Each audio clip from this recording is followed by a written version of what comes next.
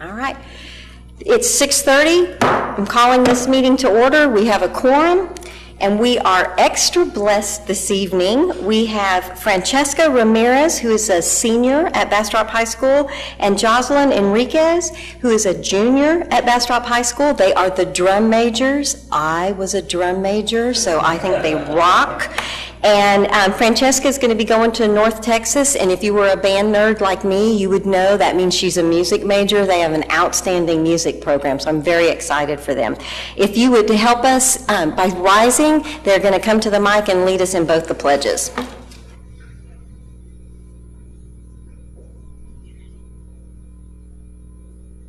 I pledge allegiance to the flag of the United States of America and to the republic for which it stands, one nation, under God, indivisible, with liberty and justice for all. Honor the Texas flag. I pledge allegiance to thee, Texas, one state under God, one and indivisible. Thank you, and if you will remain standing, Pastor John Eason of Celebration Church will lead us in our invocation tonight. Father, I just thank you to have the privilege of being here tonight and to be a part of this great city.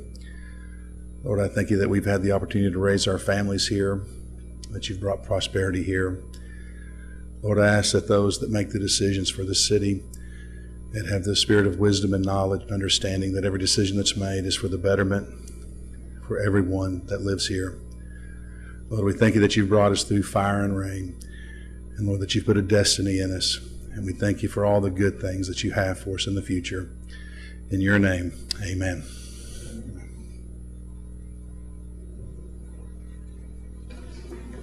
Thank you, Pastor Eason. And as always, I've told it's a school night. They've got homework and other things, and they are allowed to leave. Oh, I meant to mention their band director, Kenneth Gilbreth, is with us tonight with Bastrop High. So band rocks, go Bastrop High, and thank you guys for coming.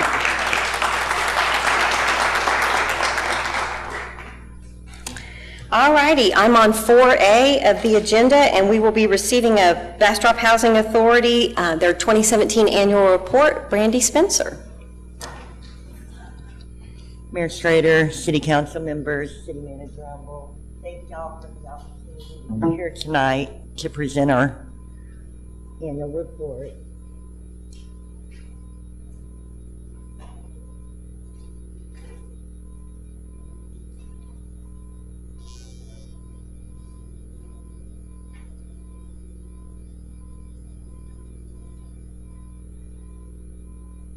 For Bastrop Housing Authority, I'm Brandy Spencer, Executive Director. The Housing Authority is governed by a 5-member Board of Commissioners. They're the policy-making body of the Housing Authority.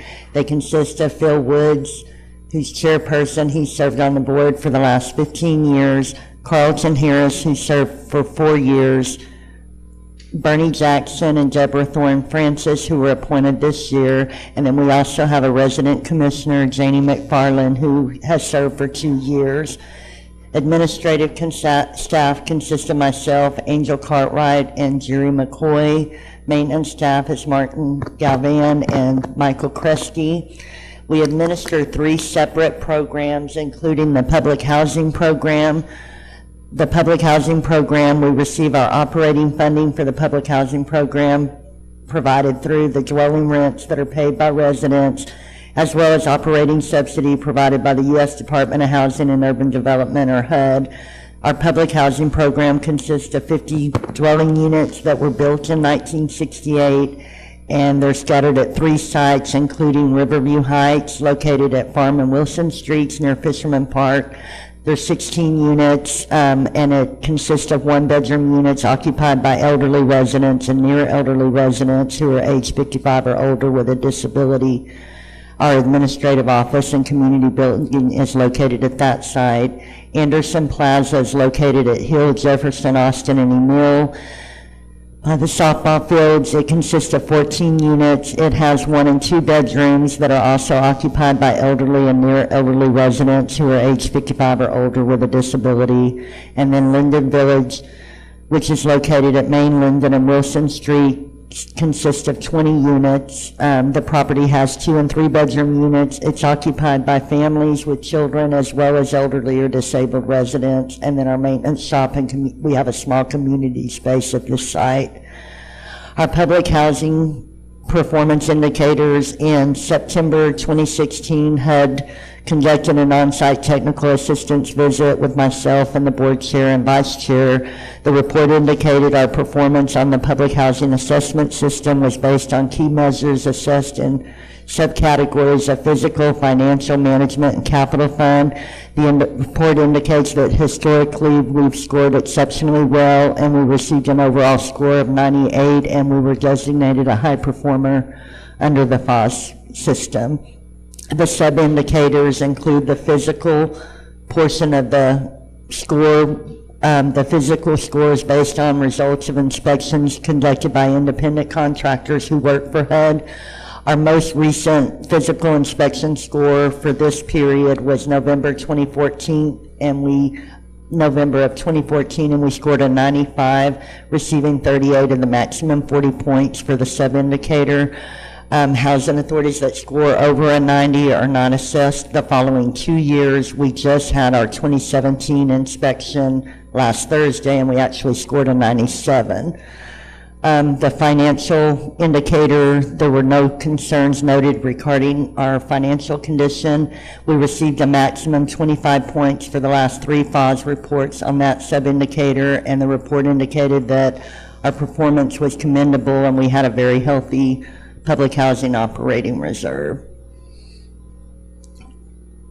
The report also indicated that Bastrop has done an excellent job collecting rents and maintaining 100% occupancy rate for the last 3 years. We received the 25 maximum points out of the last 3 FOS for management under the sub-indicator, and we received the maximum points under our capital fund program for that sub-indicator. We also manage a Section 8 new construction program, which is actually Piney Creek North. Piney Creek North is a project-based Section 8 program consisting of 30 units. It was built in 1978 and consists of 1, 2, 3, and 4 bedrooms that are occupied by families with children as well as elderly and disabled residents. Piney Creek North was financed through the issuance of bonds, and the debt service was actually paid off in 2008. Bastrop Housing Authority owns the apartments, but we've maintained the housing assistance payments contract with HUD, and they subsidize the difference in the tenant portion rent and the contract rent for those units.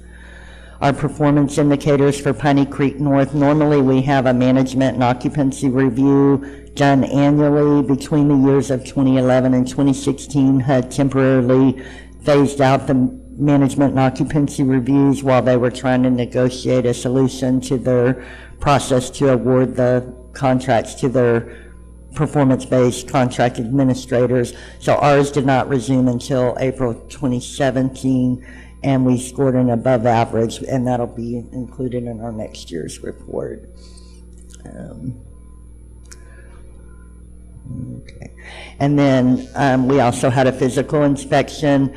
Those reports are also based on independent contractors working for HUD.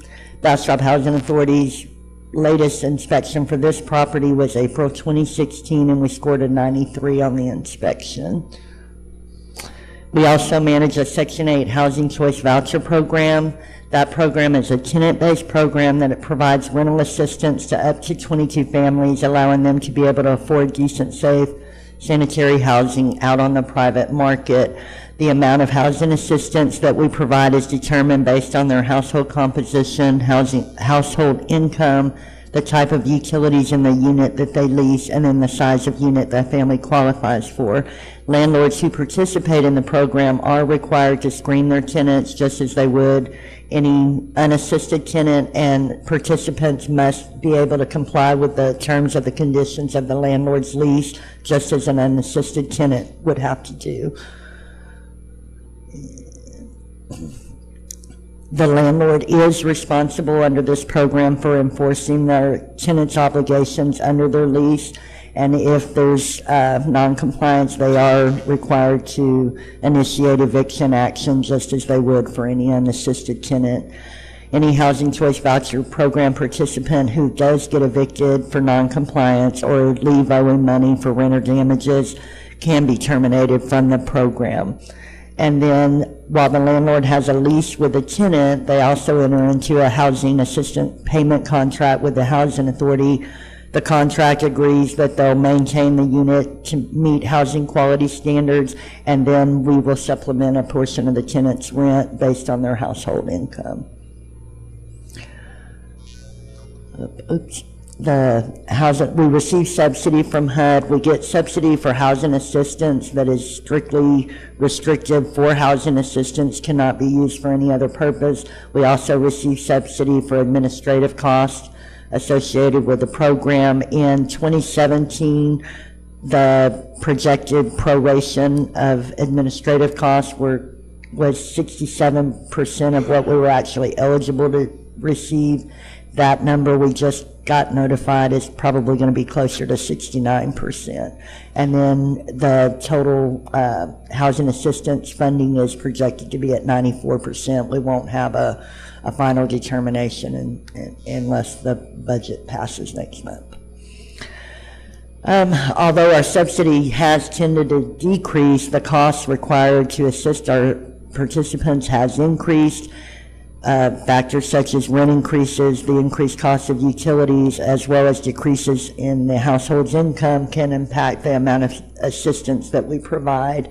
We've been fortunate and able to utilize 100% of the 22 vouchers through this time. However, if our program expenses should exceed our available subsidy as well as any reserves that we have, there could be a time in the future where we'd have to reduce the number of families served. The Section 8 program is tenant-based, and so the assistance is portable. Families can move from one unit to another, or they can move to a completely different jurisdiction, and their assistance will then move with them. If they move out of a unit, their assistance of that unit ends, and unless there's another eligible participant that wanted to lease that particular unit. At the end of September 2016, the Housing Authority had assisted an additional 21 families that have moved to Bastrop with assistance from another agency, and they've reimbursed us for the expenses we paid.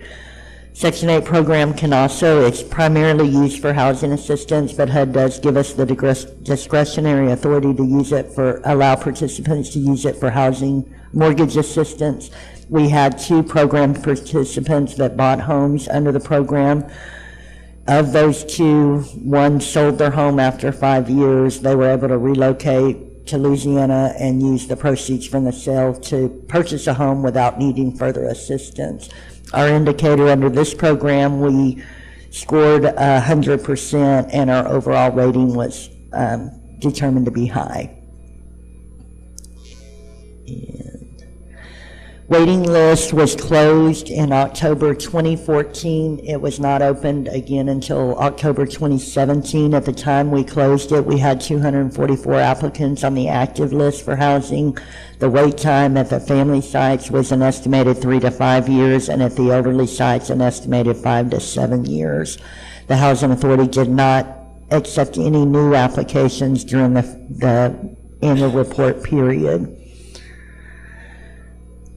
Of the people on the waiting list, we were able to house 4 families in our public housing program, 11 families in Piney Creek, and 1 family under the Section 8 program. So we ended up housing 16 new families. And then there were 47 applicants removed from the list. Either they were no longer interested, they were rejected due to poor rental history, their application had expired, or we had a couple that had passed away. So we started October 2014, there was 244 people on the list. I believe when we started this fiscal year, we had 99 people on the list, and just prior to opening the list in October, I think we had 37 people on the list. We've given out 150 applications in the last month, and total families that we were able to serve during the report period was 136. Is there any questions?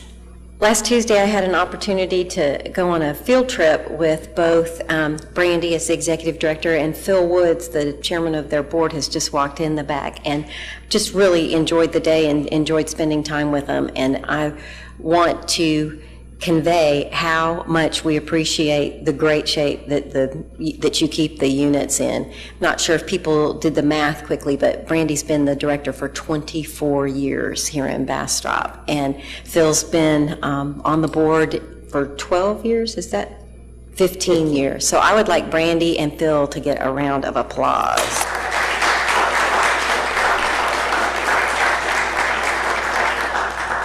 Those are outstanding scores and outstanding results. City Manager, do you have any comments you would like to add?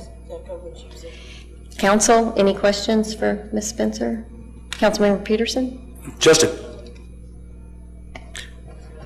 to compliment them on how well they keep their property up. It's I had to do some thinking, and I looked back in the book, and they were built in 1968, and I helped do some work up there. I was fresh out of high school. But they're doing a great job on maintaining all those properties. Thank you very much. Just really, really pleased. So congratulations, and thank you for your update and your report. Okay, we're moving on. We have kind of a full agenda tonight. I'm now on 4B, the mayor's report. And last time my minute with the mayor was chickens, and guess what we're going to talk about again? Talking about chickens. This is the postcard that those of you that live near and around Farm Street, or where our free-range chickens have perhaps made it to your street, you will be receiving this in the mail. I want to remind everyone that it is November 29th. Yes, I realize that's between Thanksgiving and December. We just are really running out of dates. And the city manager and I, not to mention council, we're getting quite a few emails about it. It's certainly a hot topic, and we wanted to get that addressed.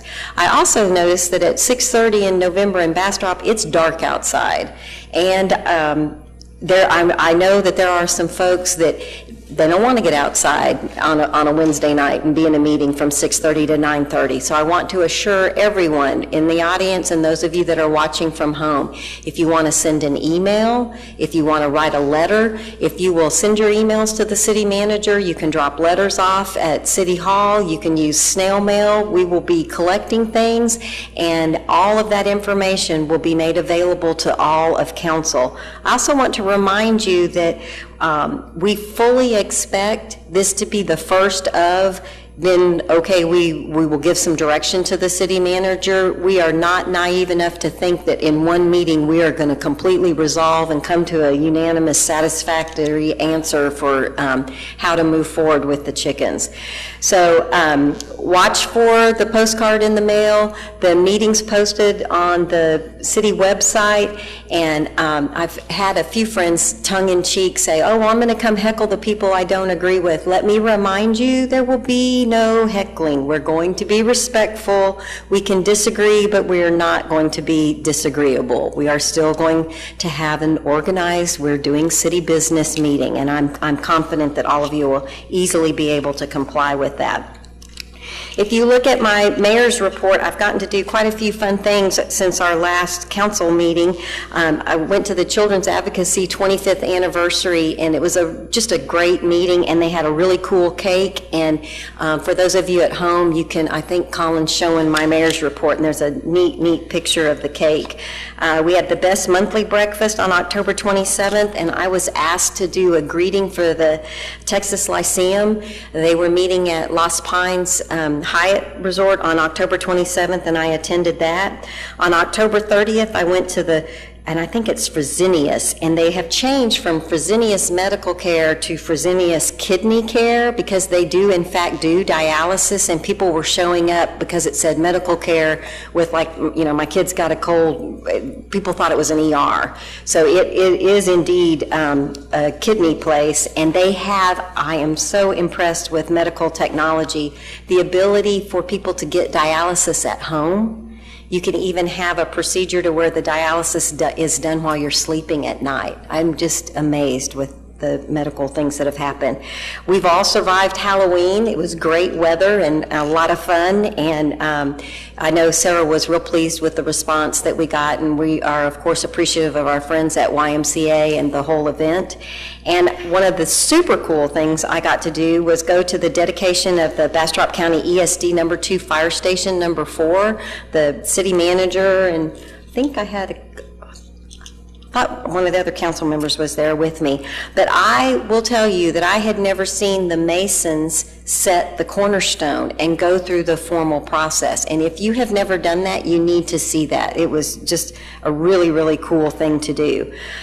We did that, then we went to the chamber luncheon, and then the city manager and I took off for Frisco because it's extremely fun to drive from Austin to Dallas at around 3 o'clock in the afternoon.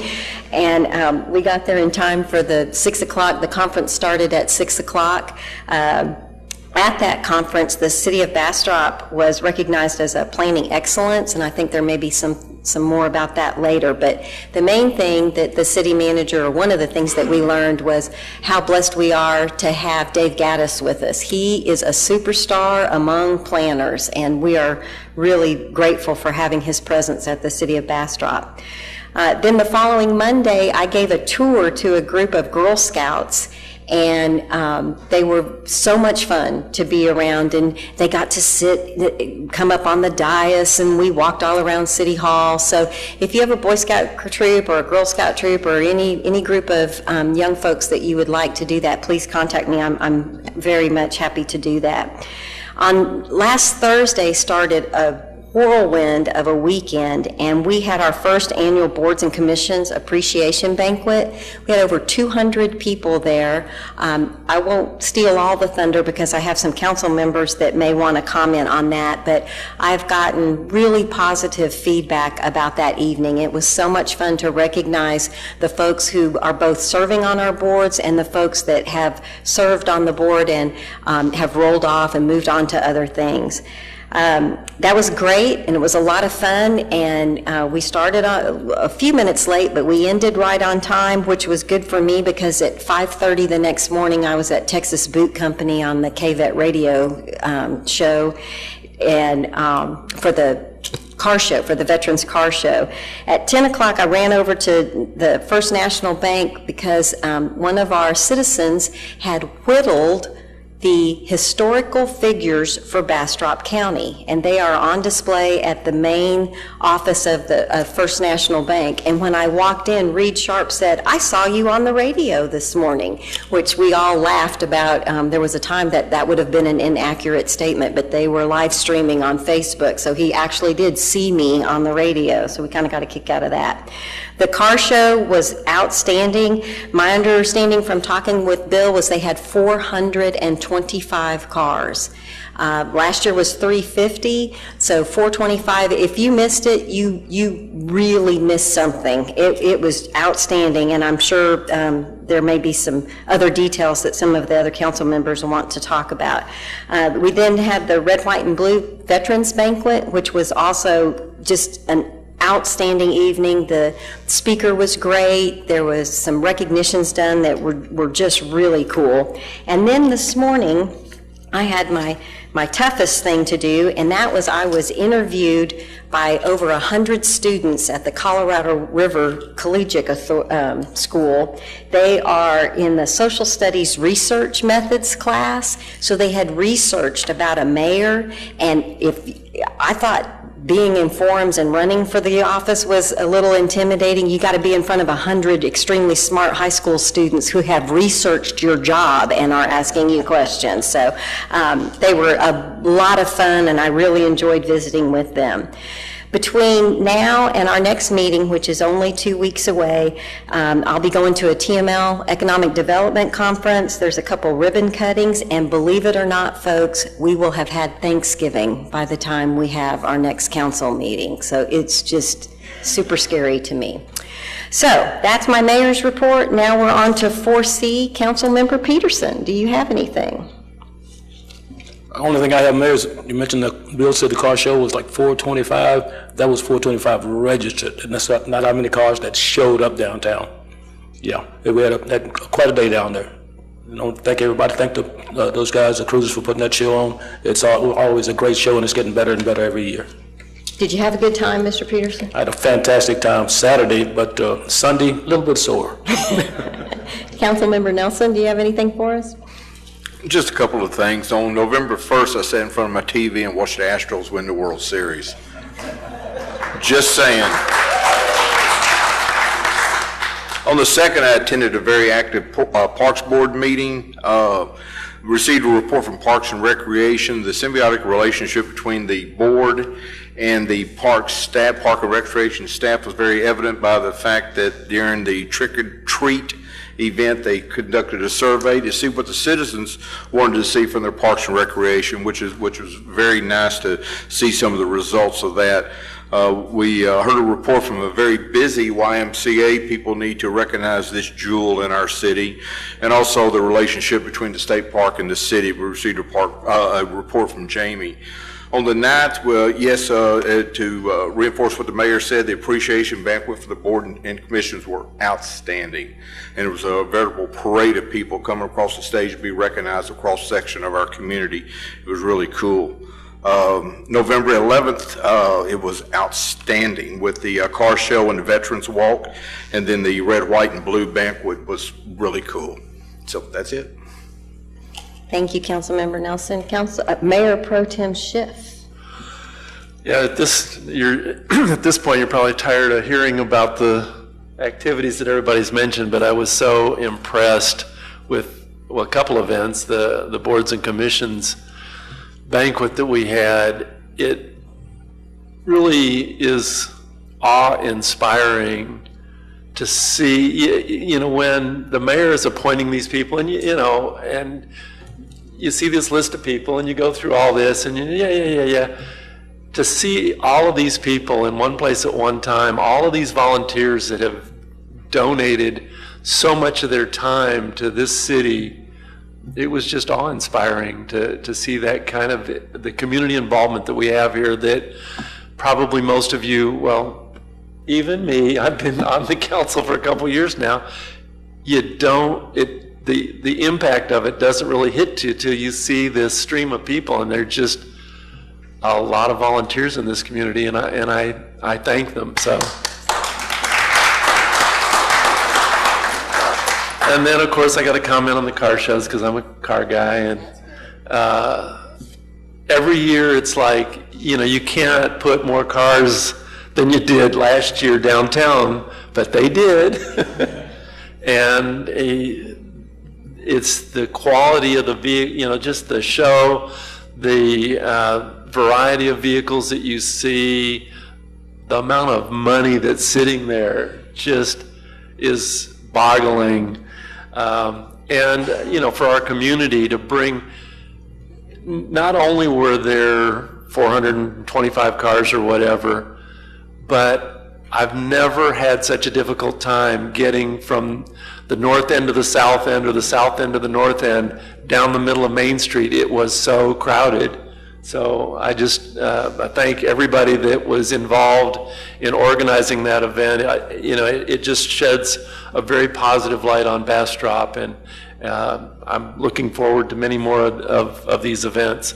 And last but not least, got to mention, BCOC is hosting Doyle Dykes, a world-famous guitar player, fingerstyle kind of Chet Atkins on steroids, but he'll be playing a lot of Christmas tunes, and you can sing along with some of the carols, but it's Sunday morning service on December 3rd. I've got some reminder cards. I'm going to set them over on the table over here, so anybody that's interested, just grab one on your way out and tell your friends.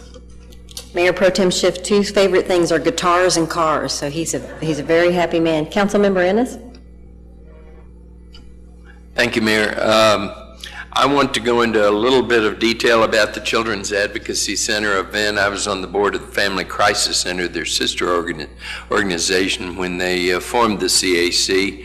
And I just want to say, the comment about the hard work and the amount of love that has gone into maintaining the CAC and making it the organization that it is after all these years. It should be a source of pride for our community. It was a wonderful event. I attended Arbor Days, planting of trees at Delgado Park. It was also an extremely enjoyable event. Kudos to our parks folks who did a wonderful job of putting the program together. Students from MENA were there and had exhibits on planting trees and different kinds of trees. It was, if you haven't gone by to see the work on Delgado Park, drive by when you have a chance. It's going to be a gem for the city. Everybody said something about the board banquet, so the board and commissions banquet, so I won't go into detail outside of complimenting staff for a wonderful job in putting it together.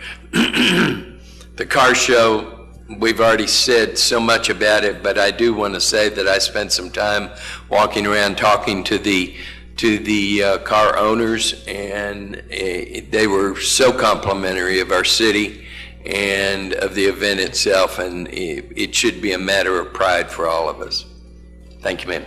Outstanding. Councilmember Jones? Okay, I attended the Pregnancy Resource Center banquet, and I personally want to thank Lyle. He seconded my motion to fund that organization. And the things that they do for our community, rescued 12 girls out of sex slavery, providing shelter for homeless families, on top of just being a resource for people to call when they're absolutely at the end of the rope and desperate. And I just personally want to thank you for that. And that's just, another member of our community that's really helping people that need it. And I missed the P&Z meeting. I had the flu. I apologize. I heard it was pretty interesting, so I'm sorry I missed it. But, and I want to talk about the veterans, the Red, White, and Blue banquet. There's a national recognition of Vietnam veterans that's occurring. And wow, that was, I'm one of the people whose family was really affected by that. And it made me really proud. And, we have I believe we have two council members that served in that war, and I want to thank them for that, and any veterans we have in the audience. But, for the city to participate in that and set that up the way they did, it really made me really proud to be able to thank those guys. And when I walked around at the car show, I made a point of thanking every veteran that had a hat on. I cannot tell you how many people said that was the first time anyone had ever thanked them. So I'm happy that we're doing this and that we did that this past weekend. Thank you, Councilmember Jones. It's been a good couple weeks. It really, really has. City Manager. I have a couple of things I want to brag on staff about. Tracy Waldron took the final test, and she is now a certified government finance officer. Yes, that is a big deal. And Sarah O'Brien was elected to the Texas Downtown Association Board of Directors, and we really appreciate that. So, great things happening all over. It's just such a privilege to serve with these folks on this dais and to work with our staff. It's just really, Bastrop's a great place to be. Now we're going to do something extra fun. Our favorite judge, Judge Dugan, is here with us. I'm on page 2, and one of the things, those of you who always dutifully follow our council meetings, you know that we made a motion to hire 2 associate judges. Our municipal judge, I think you may remember I was saying, she's been working, as best we can tell, 24 hours a day, 7 days a week for several years, and we thought we'd get her a little bit of help. So Judge Dugan, if you want to come forward.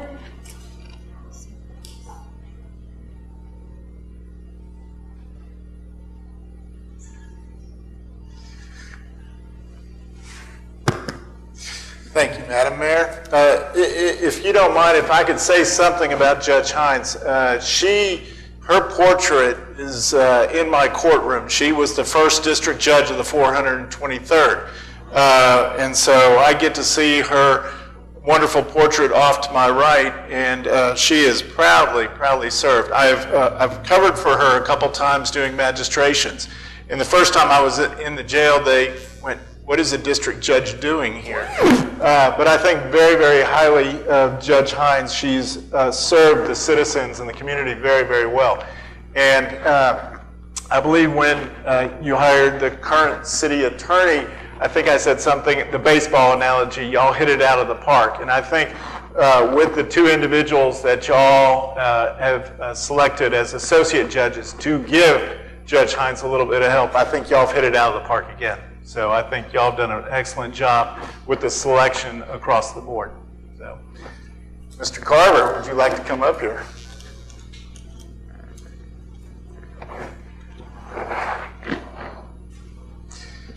You will raise your right hand, sir, and repeat after me.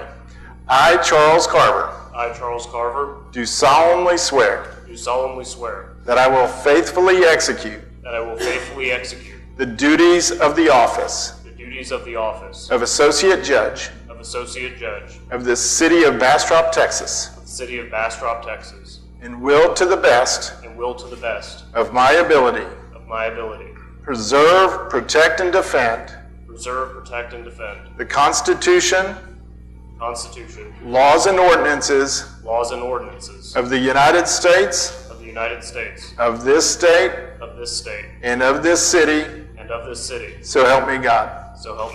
Congratulations.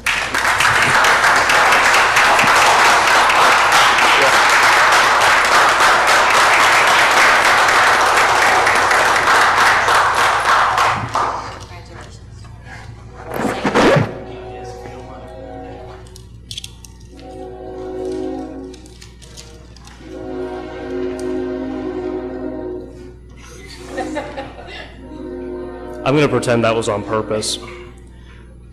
Thank you, Madam Mayor, honorable members of the City Council. I'm humbled and privileged to accept this responsibility with your blessing. The judiciary is one of the venerated institutions of our shared values and enumerated rights, an independent branch which serves to preserve the foundation of our civil society. I look forward to serving the Bastrop community, Judge Hines, with the deference to these principles. Thank you. Thank you, Charles.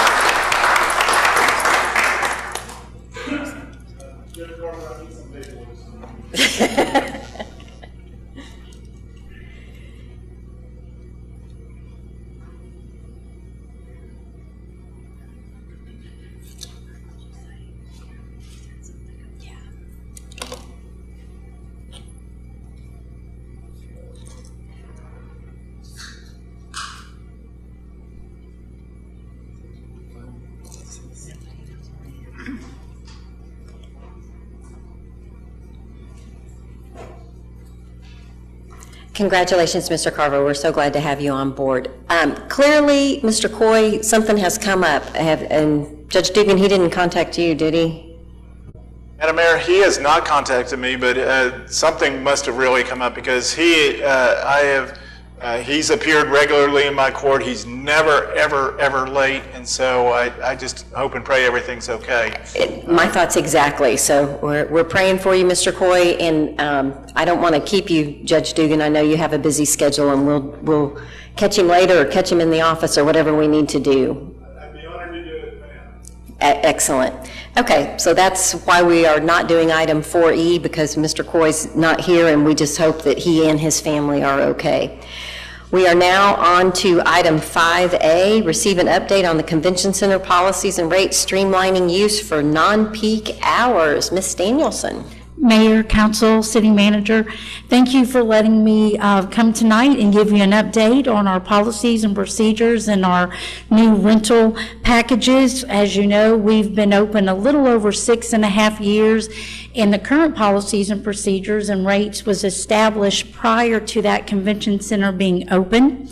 Recently, the city has developed a new department, the Hospitality and Downtown Department, which includes the Convention Center, Main Street, and the Multimedia Department. And since the creation of that department, we have begun a new customer service initiative for our locals and non-locals. And what we did was we revisited our policies and procedures, and we actually took that from a 10-page document down to a 3-page document. We're trying to streamline things so people, when they come to do business with us, it's really just a one-stop shopping for all of them. So we revisited our policies and procedures, and then we created new packages, new meeting packages for non-peak hours, Monday through Thursday. Prior to this, when you rented the convention center, you would get it for a 16-hour span. And so that would exclude a lot of people that maybe just wanted to have a lunch meeting or a breakfast meeting. So we actually created a package that includes a 4-hour block. Whether you want to do a breakfast meeting or a lunch meeting, you can come in and everything is there for you. You just walk in and you have your meeting. We also created a wedding package that, because the event planners, the wedding planners, they like that same type of deal where they just walk in and everything's very easy for them. So we've created that. We're now working with the Visit Bastrop group, we're all housed in the Main Street building. I call it the Main Street building. I think the official name is the Lakey House, but there's 7 of us in there now, sharing one bathroom, and we're all doing good. And I talk with Shane on a daily basis, and so we're kind of working really close together to increase local use and non-local use to hopefully fill that convention center that I think the previous council was hoping that we would do from the beginning. So we're working very hard with all of them, and I will be happy to answer any questions that you might have. Mayor and council, before we get to questions, one of the things that we did as a part of this is we analyzed what are the basic expectations when you rent a facility. One of them is tablecloths, and we were at a distinct disadvantage because the hotel industry clearly has laundry service, so they're able to buy and take care of their tablecloths. The reason that was so expensive for us is to get a company to bring tablecloths just to us occasionally. They were outrageous. So we modified the convention center. We have put in a washer and a dryer, and we have made investments now in white and black tablecloths. All of the furnishings that you experienced Thursday night that all of you were so very proud of, the city actually owns. So we have invested now in what we need to provide the services. So when you come in for this block, Kathy has the ability now to provide snacks, breakfast. We have a lunchbox lunch menu. We also have a dinner menu. If you want to use your own caterer, that's great. But as she said, if you want us to take care of it, we have pricing that we have bid out with our local vendors, and we have that available. We now have drink stations. We have table decorations. And we aim to please. And Kathy is open for business. She is absolutely committed and is actively participating all over the county. She attends Smithville, Elgin, Bastrop events. She goes to Giddings. So we are really doing an outreach. She has a monthly performance requirement of 40 contacts a month. So she is absolutely out there beating the bushes, actively working on some school district events. So very, very, very proud of Kathy and the effort that she's made. I think the partnership that we have with Visit Bastrop and Shane Sorensen, the energy that Sarah brings to the table has really created something I think that's important so that the convention center is not on an island by themselves. And I'm really, really pleased at the progress. I just want to add one thing, and that is that when we went over our work plan and when we set our vision and our mission, this dais has very unanimously said that we want things to be done efficiently, because we want to get the leverage every tax dollar, every sales tax dollar. So contracts that go from 10 to 3, one-stop shopping, everything about that seems to be supporting that goal, and that's greatly appreciated. Council, do you have any questions for Ms. Danielson? Yes, ma'am. Councilmember Ennis? These rates you have are benchmarked with other. Yes, sir. Okay. Yes, sir. They look like they were. Yes, sir. Just wanted to make sure. Anyone else? All right, thank you so much, Ms. All right, we're now on 5B. Discuss proposed changes to the subdivision ordinance regarding the plating process. Mr. Gaddis. Mayor and council, before Mr. Gaddis starts, I want to give just a little bit of background on Dave, because I don't think he has formally ever presented to you. Dave comes with 30-plus years of experience in the planning circle. The mayor was not kidding, excuse me, when she said he had star status. Everybody that the mayor and I encountered that figured out we were in Bastrop was like, oh, you work with Dave. Oh, you need to know that man. That's Dave. And we're like, yeah. So we've kind of joked and said he has rock star status, because truly he does in this industry. In addition to this, when he was deputy city manager in Benbrook, he taught at the graduate level at the University of Texas at Arlington in their public administration program on public policy and on planning. This gentleman brings us a wealth of knowledge that really is unparalleled. I have asked him tonight to walk through this with the hope that he will tell us why some of these policies are important. We don't always get the background, because I think we're on a journey as a community to make some changes that preserves a couple of focus areas that y'all have mandated, and that we stay uniquely Bastrop and we protect our unique environment. And I think Dave is going to help us do that. So I'm prefacing this because this is going to be a little lengthy, and the conversation, it's intended to be interactive between y'all and Dave, because I think his knowledge at this point in time for us is so valuable. So with that, Mr. Gaddis. And I want to remind everyone, everything that he's showing is in the packet. So if you're at home or if you're here with your iPad, you can see all of the same information. And I think I'm on page, it's not showing up. You're on, Mr. Gaddis. Okay. Mayor, members of the council, took away some of my thunder as I was going to introduce myself, but I'll just jump right in. I have been here about 3 months now, and this is my first formal presentation to the council. Staff has handled all the items well to this point in time, so no need. But as I came to the city, I obviously started looking at your ordinances and trying to figure out how everything fit together. And in doing that, I saw some things that you might want to work on, and we kind of selected the subdivision ordinance as kind of the first big thing to kind of work on. The subdivision ordinance is one of two major regulatory tools that you have to implement your comprehensive plan. You all spend a lot of time putting together that plan. Now you've got to implement it. And so the subdivision ordinance and the zoning ordinance are the two major tools that you have. So you want to make sure that you have those in a state where you can actually accomplish what you had put forth in the plan. Much of the ordinance, it goes back to about year 2000, though some of it goes back into the 1990s. It's been amended a few times, and it's been amended in some odd ways, that things have just kind of gotten thrown in at the front of the ordinance that don't make sense there at the front, and it doesn't flow well. And the last update was in 2008. It's duplicative in places. You've got several types of processes that you go through, and if you go through the ordinance, you'll see that it repeats the same thing over and over again. So any way that we can simplify the ordinance and make it more streamlined, easier for the average citizen and developer to go through the process, the better off we'll be. Also, it's a little weak in the policy standards.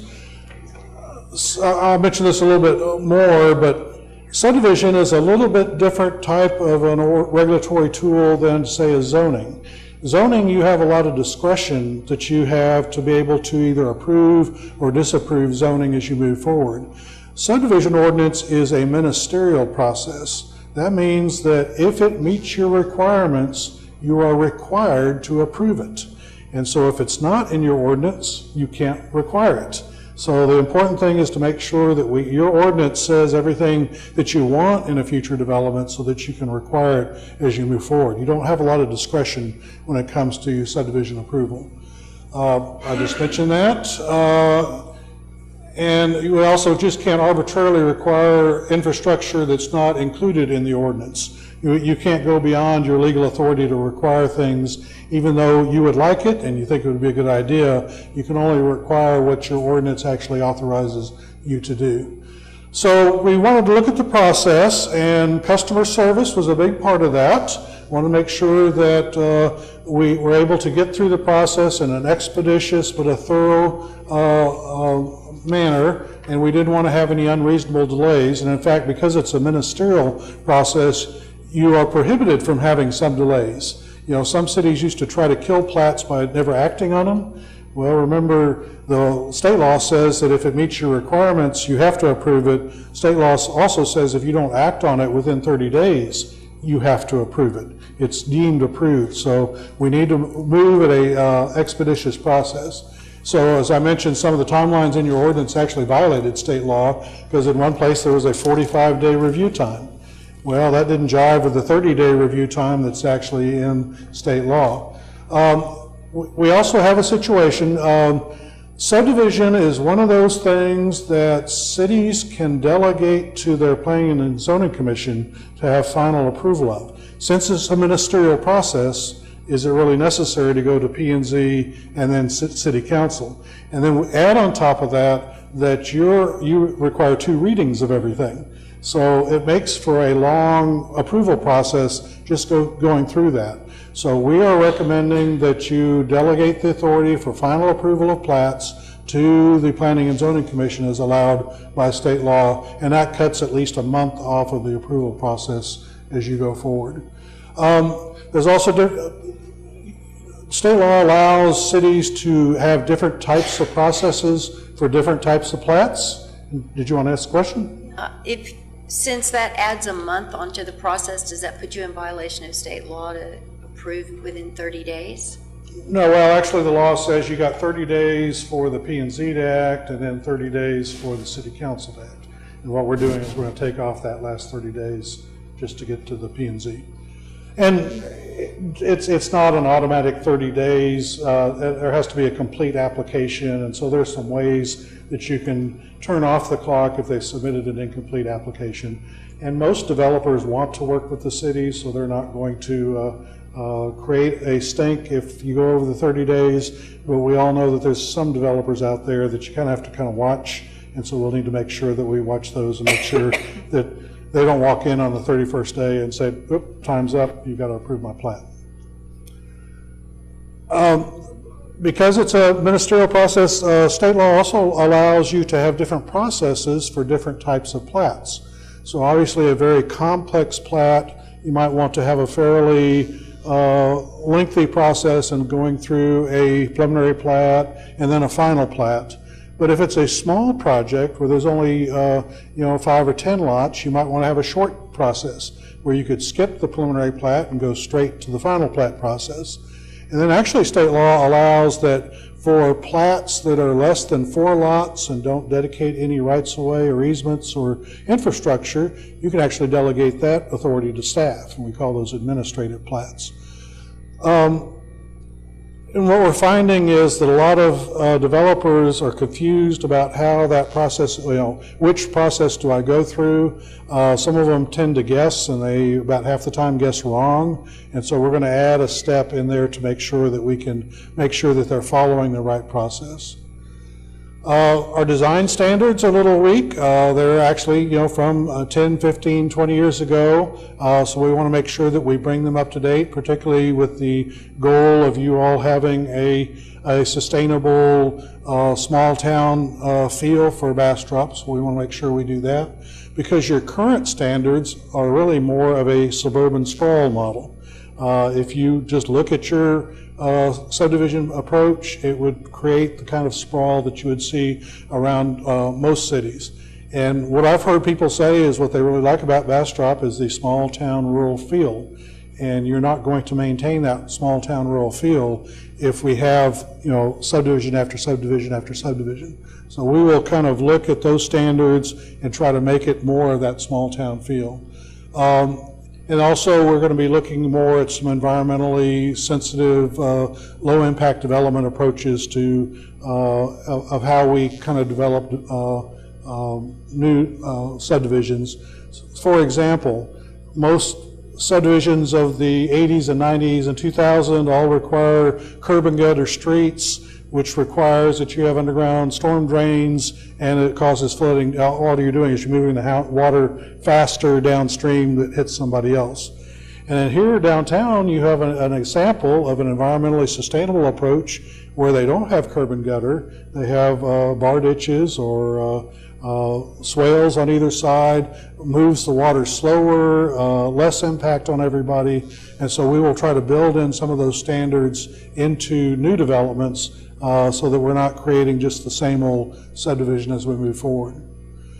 So, for better or worse, I volunteered to kind of take on the task of working on the subdivision ordinance. I guess I could have picked some other thing that might have been easier, but it was something that you all needed to do, and it was something that I thought we could probably get done within the 6 months that I plan to be here. I've divided the ordinance into thirds to kind of take it a little bit at a time. The first third is going to be policies and procedures and kind of the boilerplate that goes on either end of the ordinance. The second third will be tree preservation, park dedication policies, street design, and lots and blocks. How we actually lay out subdivisions in the future and how we preserve some of the natural environment that we're trying to protect here. And then the last third will look at drainage design, water and sewer utilities, electrical utilities, street lights, and other utilities, including street trees. So that's the 3 steps that we're going to go through. We have prepared the first draft of the first third, had a little bit of a work session with the Planning and Zoning Commission, and that's part of what I'm talking with you here tonight. I will get you a draft that you can look at as soon as the city attorney tells me that it's good to go. So that's the plan, is once he allows that release, then you'll actually see some words in front of you. So as mentioned, the schedule, P&Z had a work session end of October. You're having your first work session tonight. We'll have a second round of work sessions the end of this month and the 1st of December. And then the last part, and then kind of a review of all 3 parts, will occur in January with a special meeting of the P&Z, 1st of January, and then a work session with you all, your first meeting in January. Then the P&Z will actually recommend approval in end of January, with you all doing your approval in February.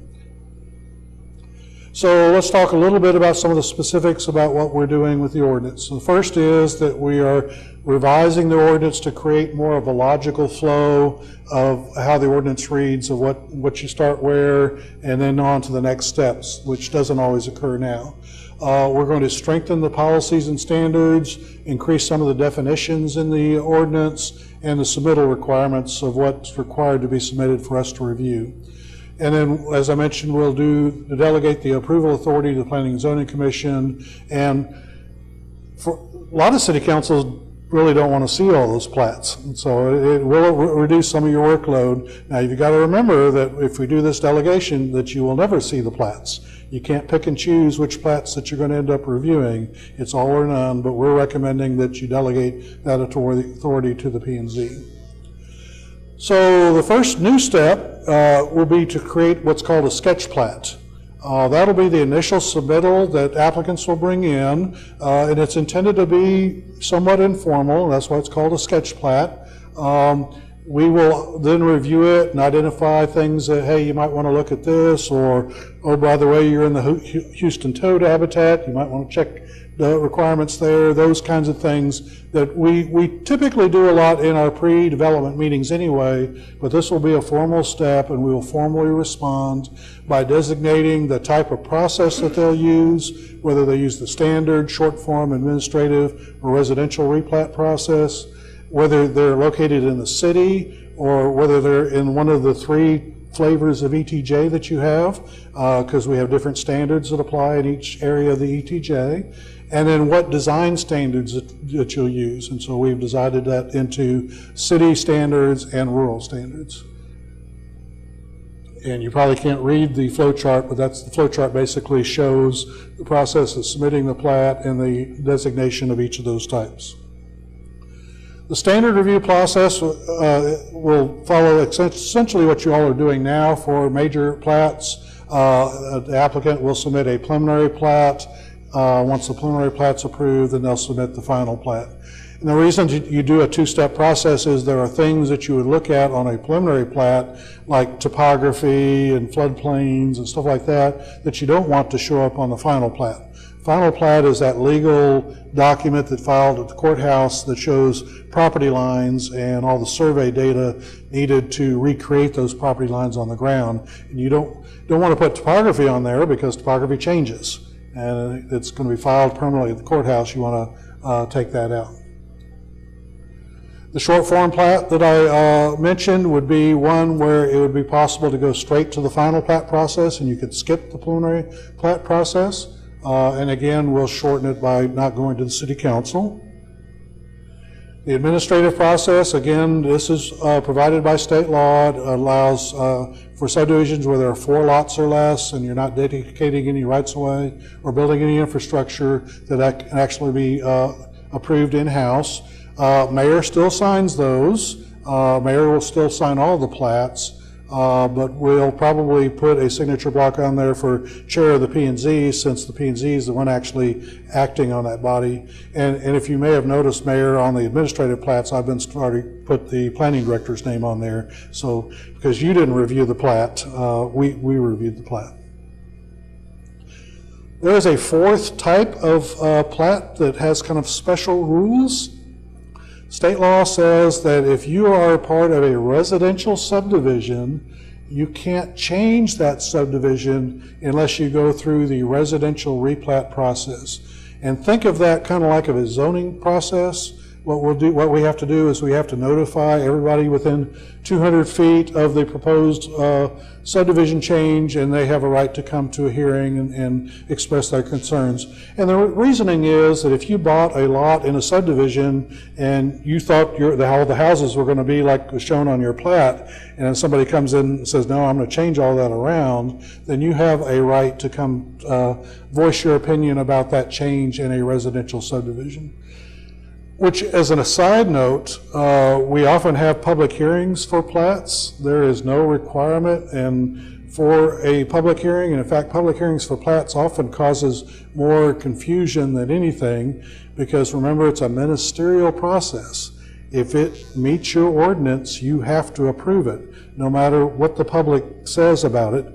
Now, it's nice sometimes they might bring up information that you might not have thought about during the review process, but if you're going to turn down a plat, make sure that you find something in your ordinance that it doesn't comply with, so that you can hang your hat on that. We're going to provide stronger standards for the form and content of plats, including sketch plats, preliminary plats, and final plats. And part of the reorganization is so that we'll only repeat all those requirements once, so we don't have to repeat it for every kind of plat.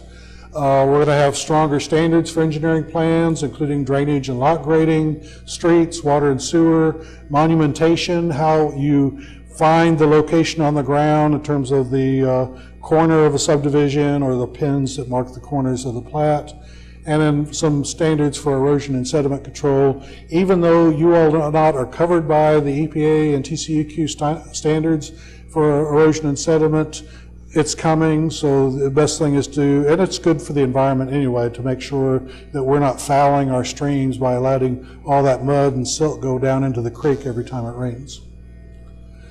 We'll have more stronger requirements for developers agreements. Developers agreements is that contract that you enter into with the developer who said that the developer agrees to build all the infrastructure in exchange for you approving the plat and then ultimately taking over maintenance of that infrastructure. And we'll make sure that those are stronger, a requirement for performance payment and maintenance bonds, so we don't have situations where a developer gets a plat approved and filed, and for whatever reason disappears, that the city will have the resources to be able to finish the infrastructure. We don't want to have situations, and we have situations in town now where we have plats on paper, but there's no infrastructure to serve those lots, and so we're kind of caught between, do you issue a building permit or not? And also greater standards for construction contracts and inspections. There's basically two ways to build infrastructure. Some cities require that the developer build everything and then the city will file the plat. And in some cases, some of your developers have actually gone that route. And that's good because during construction, sometimes a drainage structure didn't get built exactly where it was shown on the easement, and you might need to move the easement, or a lot line may need to change. It's easy to fix it at that point in time before you actually file at the county courthouse. Another way, and it's more common in the Dallas-Fort Worth area, is the developer will want to file the plat first, because what he's doing is he's borrowing money against the plat as collateral to be able to build the infrastructure. So we want to make sure that we have the contractually binding requirements that he's going to put up financial assurance that there's going to be enough money to build the infrastructure should the city need to step in at some point in time. And we're going to give both of those options. So that's the first phase. Like I say, we're trying to shoot for approval in February. But at this point in time, I'd be happy to answer any questions. The second phase is going to be the more fun phase because we're going to talk about how we're going to let new developments lay their lots and streets out, and that's how we're going to kind of control the rural character and the small town character of Bastrop, but we can talk about that next month. Mayor Pro Tem Schiff? Yeah, I just wanted to thank you and your team for putting this program together. One of the things that we identified when we were putting our plans together for the year was to try to expedite the development process, and I think this is a great first step, and so I look forward to it. I think that's a great point, Mayor Pro Tem, and I also want to reiterate it was something that was identified in the comprehensive plan that needed to be done to update our subdivision ordinance. Councilmember Jones? Okay, I would really like to be at the work session on the 30th. What time of day do you have that planned? It'll be at the regular P&Z meeting. Okay, I have cowboy tickets. Well, I'm sure there's several people who could take those off your hands if that's a problem. The great thing is that both planning and zoning and the BEDC are now televised and will be replayed. So anything you miss, you can watch, and we will also be streaming it on our social media. One more thing. Absolutely. Mayor Pro Tem Schiff? Yeah, while I've got both Dave and Linda here, I drift from the program slightly, but I just wanted to remind the team that we talked about revising the sign ordinance, and I didn't want that to get lost in the shuffle. I know you've got priorities here, but if somehow that could get stick on the next, maybe the next level of revisions, it would be great. That's on the list. It's not the top two right now, but You're going to do all this in 6 months?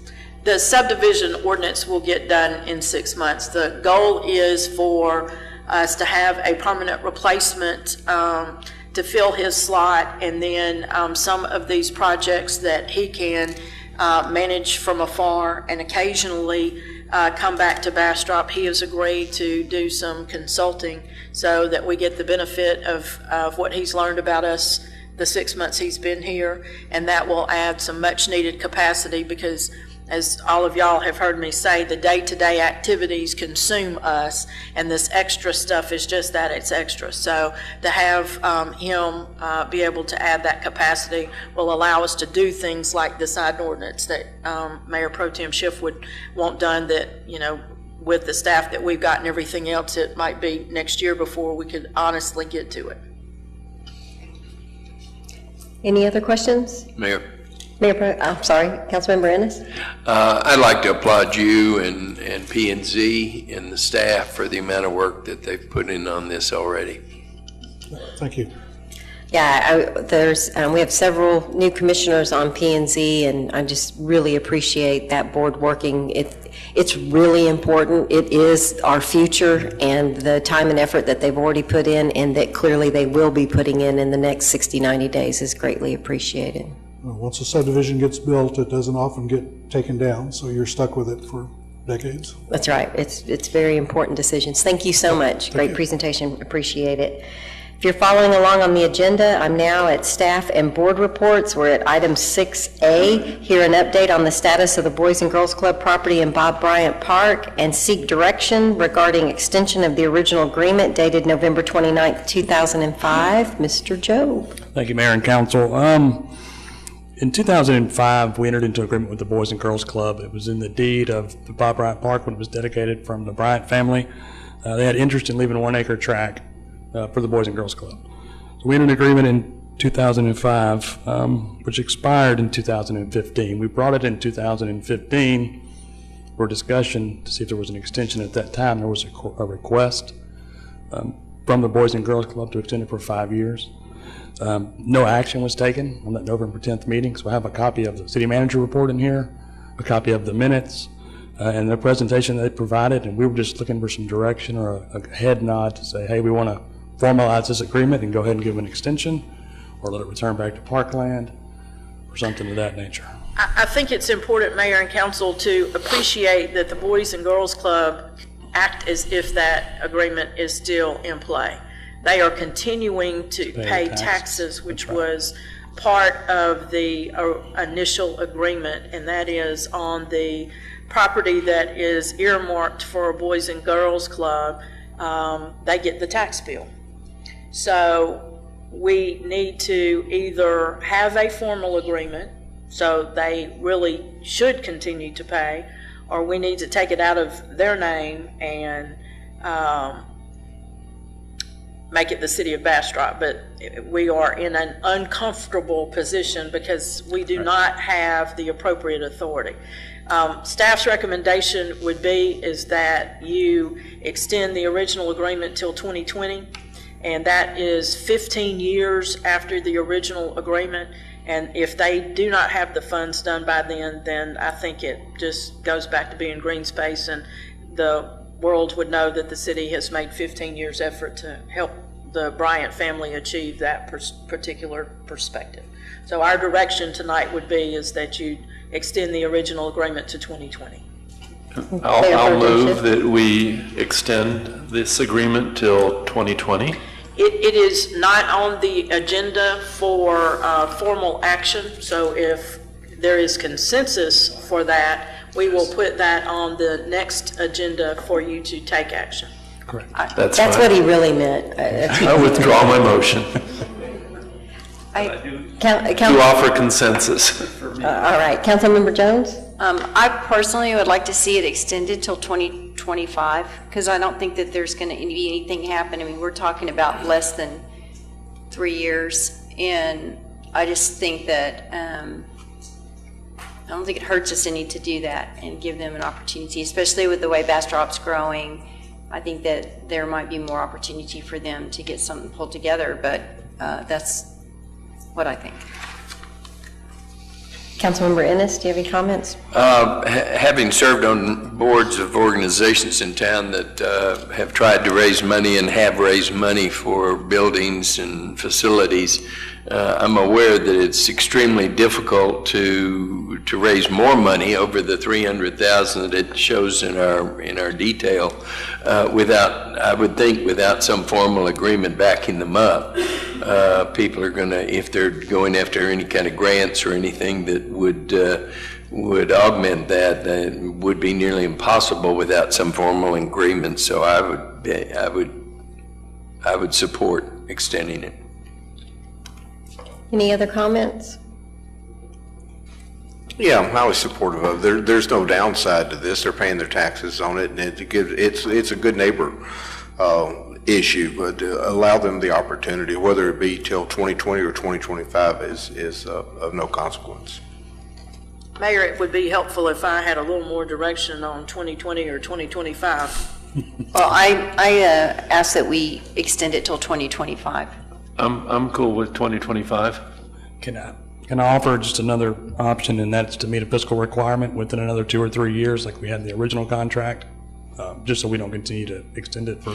And I too want us to move forward. I think Boys and Girls Club is great, but it's interesting to say, well, now, gosh, they've only got 3 years. It's been 15. So there's been an opportunity for work to be done, and if they aren't able to get it done, if it comes back to the city, it may open up some options for the city as well. So I'm fine with it going to 2025. It's certainly at the council's pleasure, but I appreciate Mr. Job saying, let's try to put a little something in it, because otherwise, it's like when you thought it was due on Friday, and then the teacher you think she might give you till Monday, and she gives you till Christmas. You don't work on it till the night before it's due anyway. And I'm not saying that's what they would do, but it may be helpful for them to raise funds to say, we've got a deadline, we've got the land, it's free and clear, and we're working towards a deadline. So even if it's 2025, something to give them some essence to help them with fundraising might be helpful. Okay, well, I still support 2025. Just, we're down to 2 years. I don't think you can get anything done. I've seen us talk about stuff for longer than that.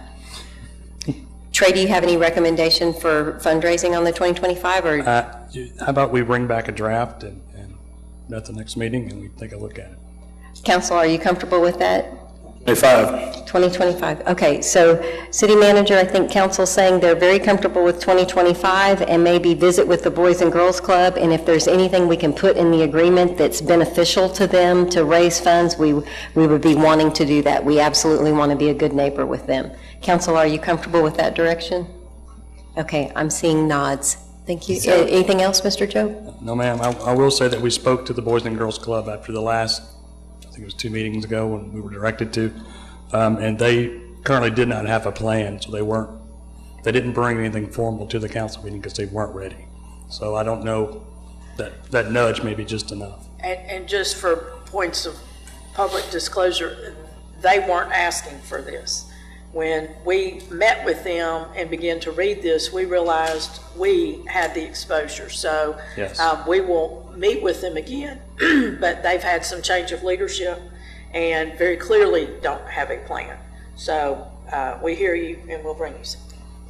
It'll be beneficial for all of us to be on the same page and have consistent expectations. Thank you very much, Mr. Job. We're now at item number 7 at the bottom of page 2, citizens' comments. Madam Secretary, do I have any citizen comments? There are none at this time, Mayor. Nobody wants to talk to us. Okay, we're on page 3, consent agenda. Does anyone want to pull anything from the consent agenda? It's only one item. Seeing nothing from council, anyone in the audience want the agenda pulled? Madam Secretary, if you'll read the consent agenda. The consent agenda reads as follows. Item 8A, consider action to approve minutes from the October 24th, 2017 meeting. This concludes the consent agenda items. I'll take a motion. Move for approval. I have a motion from Councilmember Peterson, a second from Councilmember Nelson that we approve the consent agenda. Any discussion? Seeing none, Madam Secretary, if you'll call the roll. Councilmember Peterson? Yes. Councilmember Nelson? Yes. Councilmember Jones? Yes. Councilmember Ennis? Yes. Mayor Pro Tem Schiff? Yes.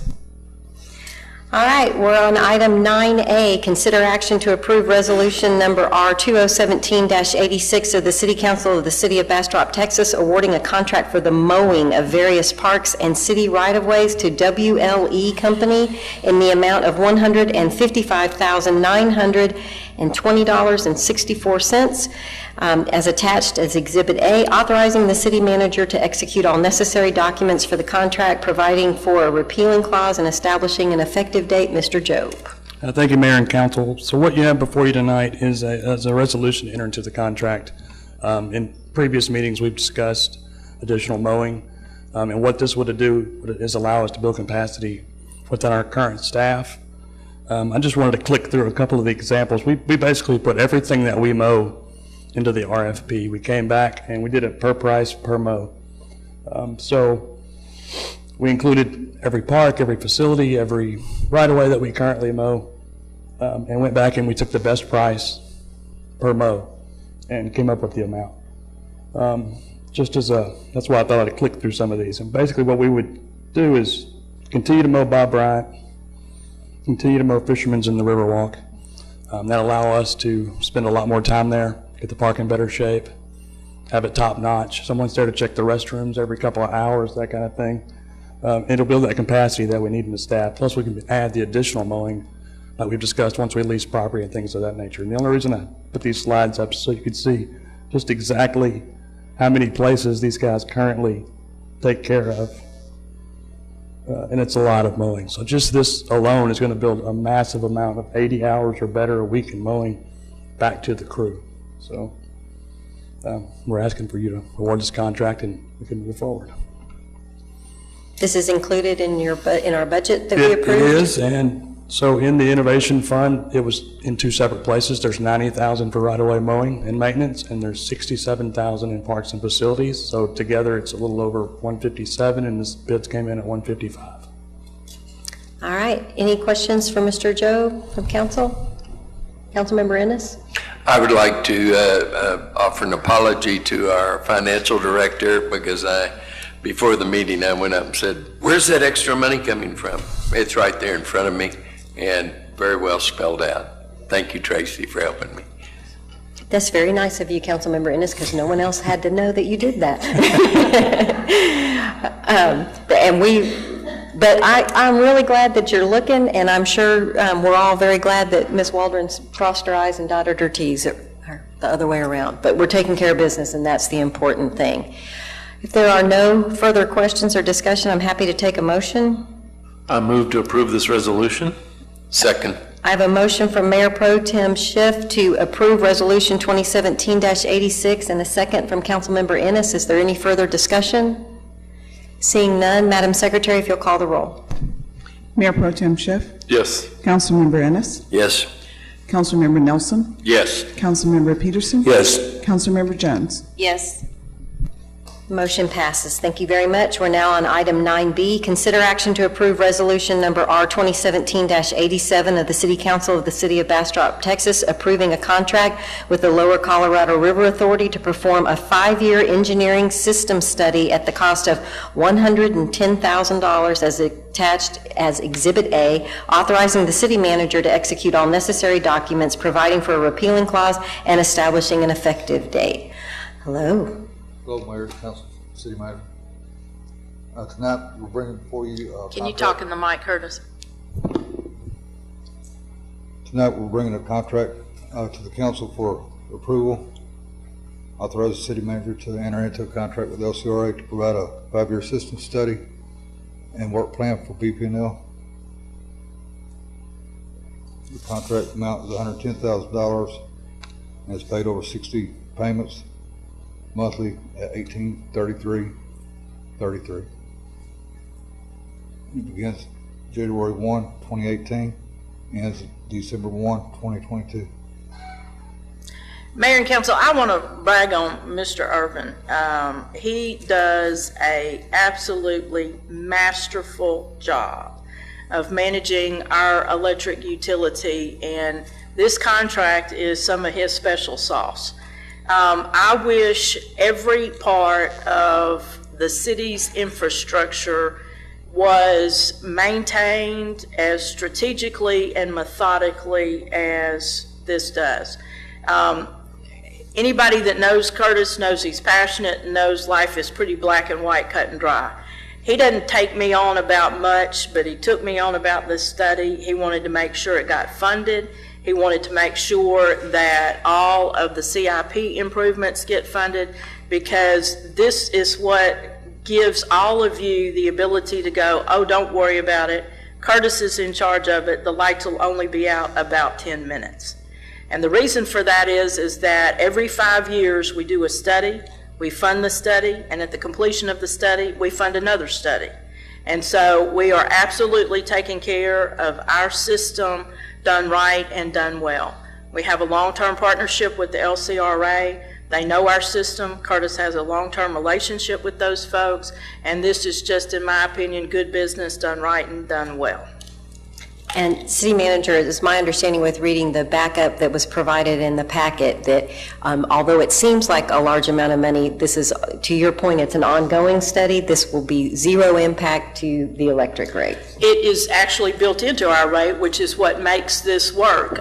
When your maintenance is built into your rate and you get one paid off, that means there's money there to do it again. And that's why I say I wish this would happen, because if all of our water and wastewater infrastructure was maintained at this level and built in the rate, life would just be so much different. So I do speaking for the Certified Public Manager Program, and he is now my poster child of doing it right. So anybody that's in my class anywhere, I'm preaching Curtis's method of taking care of business, and this is part of it. So we bring this to you tonight because we have a history of it working, and we need to continue to do what works. So citizens can't say that we've approved this and now they've made your rates go up because you've approved this contract. It's already in the rates. It's in the rates, yes, ma'am. Councilmember Jones, I'm sorry, did you have something to say? Yes. Okay, I have a motion from Councilmember Jones. Second. I have a second from Councilmember Peterson. Is there any discussion? Councilmember Ennis? How long have we been doing this? Been doing it ever since I've been here, since '96. It was the first plan I had, so they did it before that. Great, thanks. Any other discussion?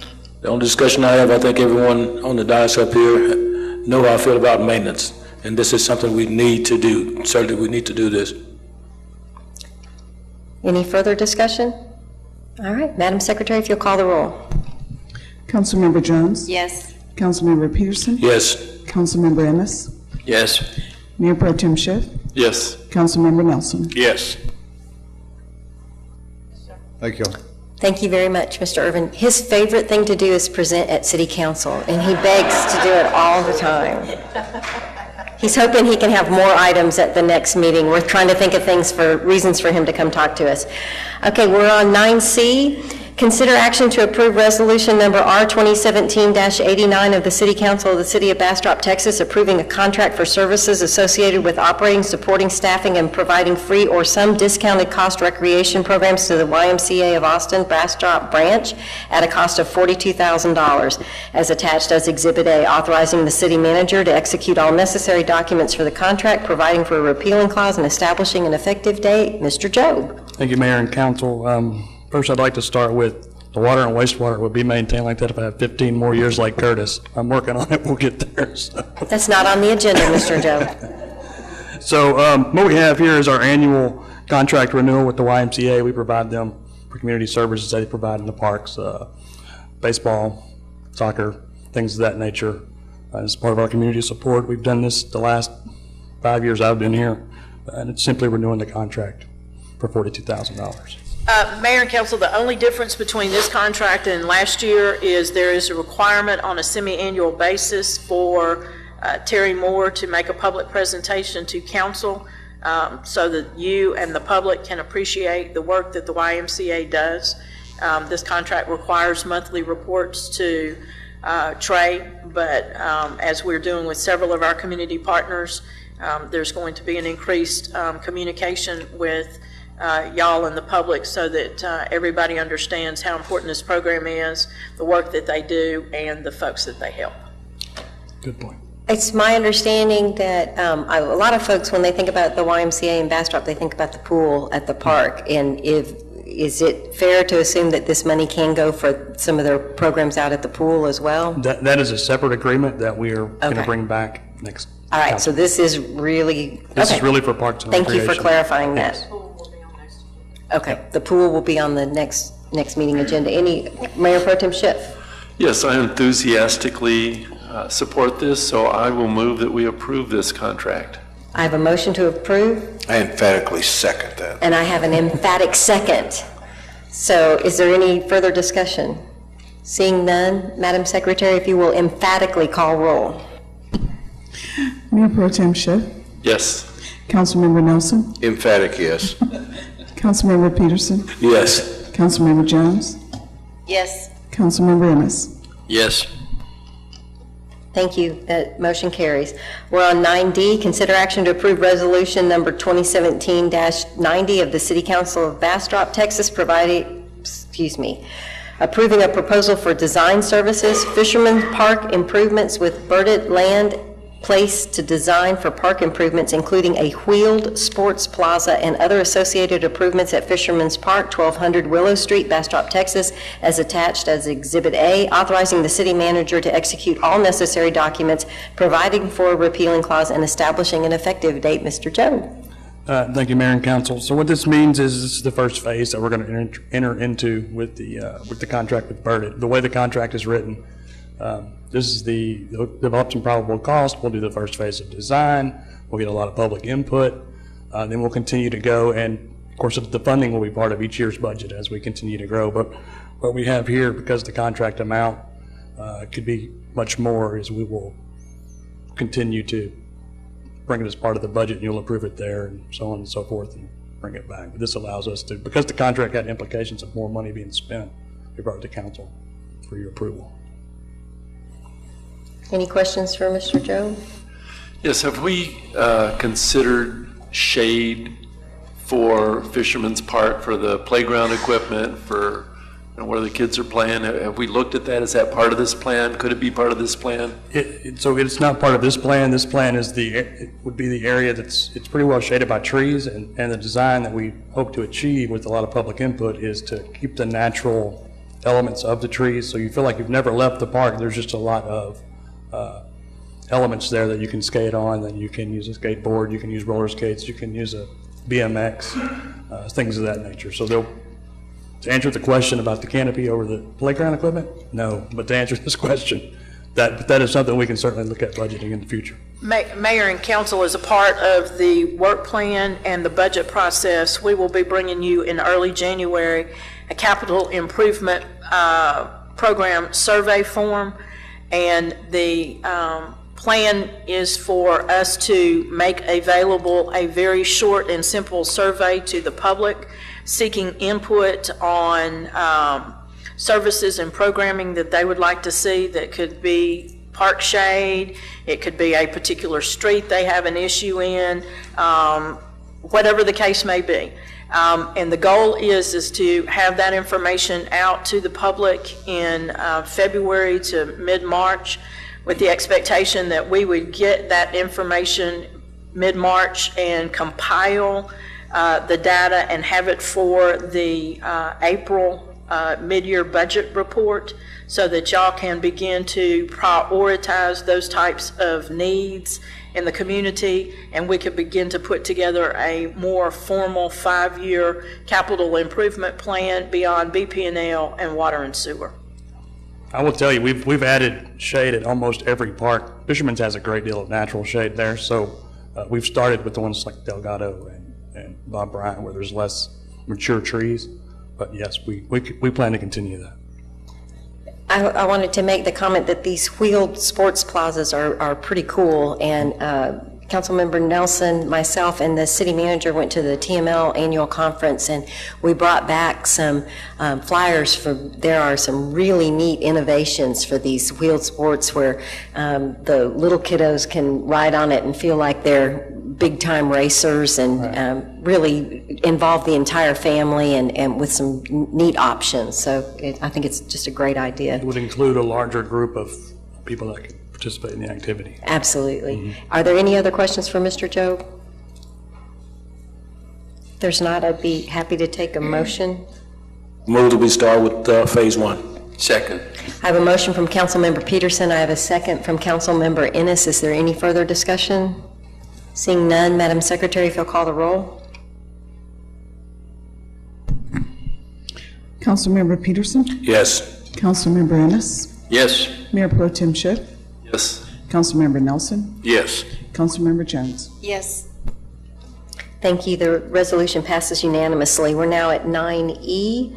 Consider action to approve resolution number R 2017-91 of the City Council of the City of Bastrop, Texas, approving the preliminary plat known as Piney Creek Bend, being 90.93 acres of Bastrop Town Tract Abstract 11, located west of Carter Street between Riverwood and Reed's Bend, within the city limits of Bastrop, Texas, repealing all conflicting resolutions and providing an effective date. Hello, Ms. Bill. Good evening, and for some reason my PowerPoint isn't opening up.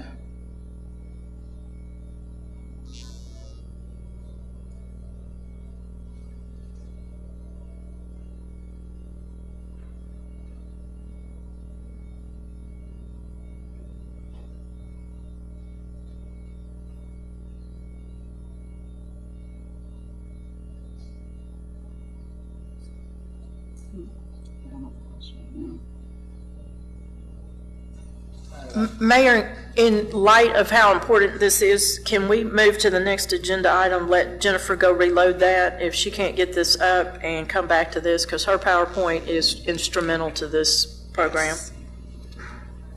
I think we're completely fine with that. So for the audience, we'll be momentarily skipping 9E for technical difficulties and moving on to 9F. We are holding a public hearing and consider action to approve resolution R 2017-92 of the City Council of the City of Bastrop, Texas, granting a variance to the Bastrop Code of Ordinances, Article 4.02.004, sale of alcoholic beverages, distance of premises from a church, school, or hospital on property located at 1008 Main Street within the city limits of Bastrop, Texas, providing for a repealing clause and establishing an effective date. Hello, Ms. Land. Hello, good evening.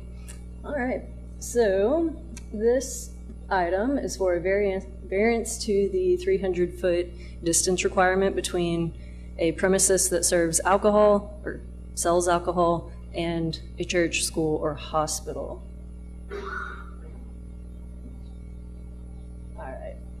So, in our Bastrop Code of Ordinances, we have adopted the state law that requires a premises selling alcohol to be 300 feet from a church, public or private school, or public hospital.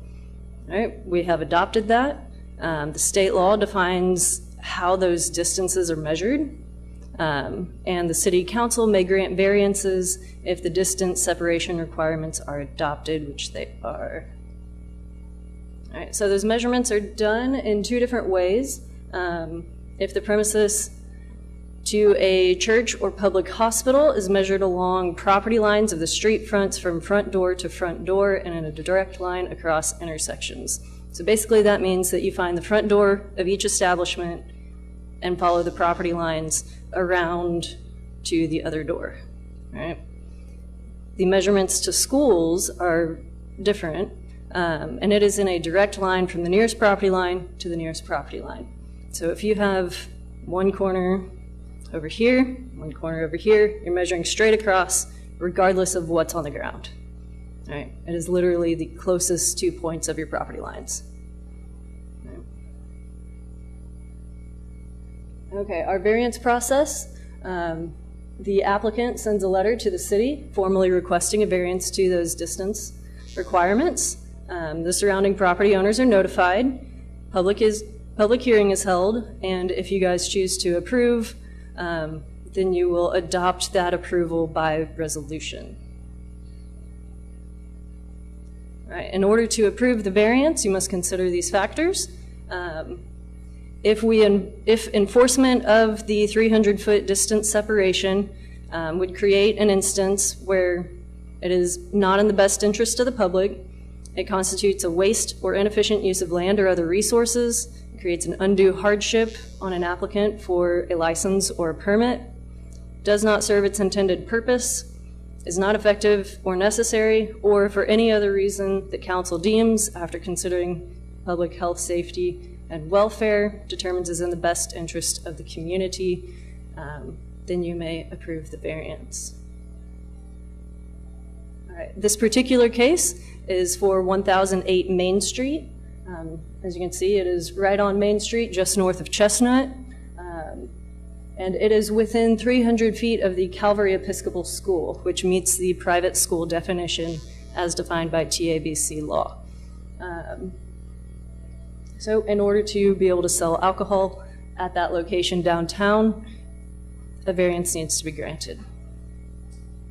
And the Calvary Episcopal School has an address of 603 Spring Street, which is right across the alley, shown in the image there. All right. So what is proposed at this location is Hamrick's Market. They're proposing to sell craft beer and wine by the glass, packaged beer and wine, such as cans, bottles, etc., various sundries, and perhaps packaged food items either now or in the future. All right, so the location is downtown. I mean, it's right on Main Street, not very far from Chestnut Street. This is the core of, our prime downtown area.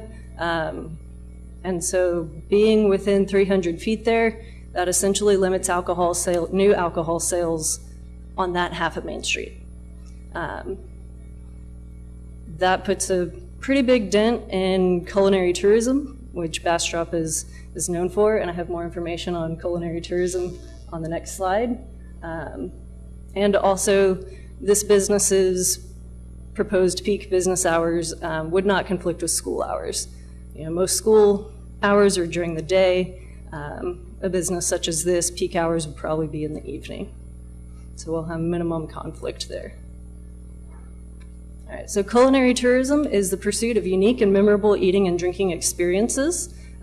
This is a portion of every other aspect of tourism. No matter where you go as a tourist and why you went there, you will eat, and if you drink, you may drink. All right? It is also one of the fastest growing sectors of the travel industry. We have seen various towns, come up with all sorts of various culinary or beverage-oriented incentives to travel somewhere. I mean, maybe you want to go on a wine tour, maybe you want to do a distillery tour. I mean, it's a huge growing segment. And I mean, this proposed business is a tasting room, but it does fall into this category. And downtown Bastrop does have a culinary district and is building that brand. Our Main Street program and our hospitality department is working towards that. Right now we have 18 downtown eateries. Those industry businesses employ approximately 20% of all downtown employees and constitute 29% of all businesses downtown. All right, public comments received. We received one telephone call in full support from a business across the street, and we have not received any public comments against. Any questions? And our applicant is here if you have questions for the applicant. Any questions for Ms. Lane before I open the public hearing? Councilmember Jones? I want to hear from the applicant. Come on up.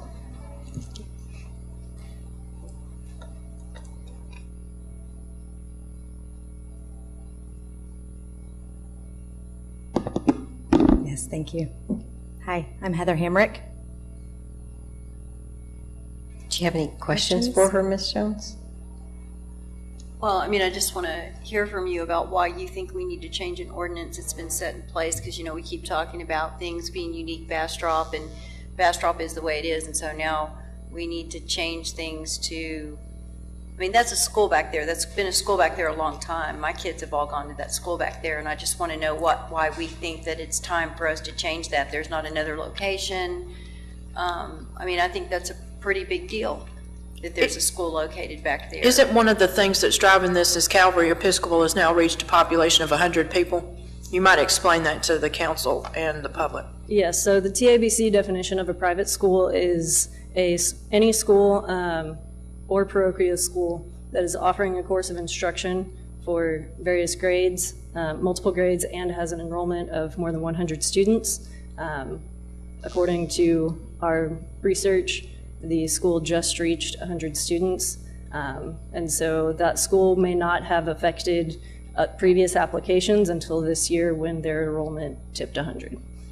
So now for all further applications, it becomes a distance factor. Pawpaw's sells alcohol and is in the same general area. So it is the fact of the enrollment of Calvary that has caused this variance, not that we're changing our rules.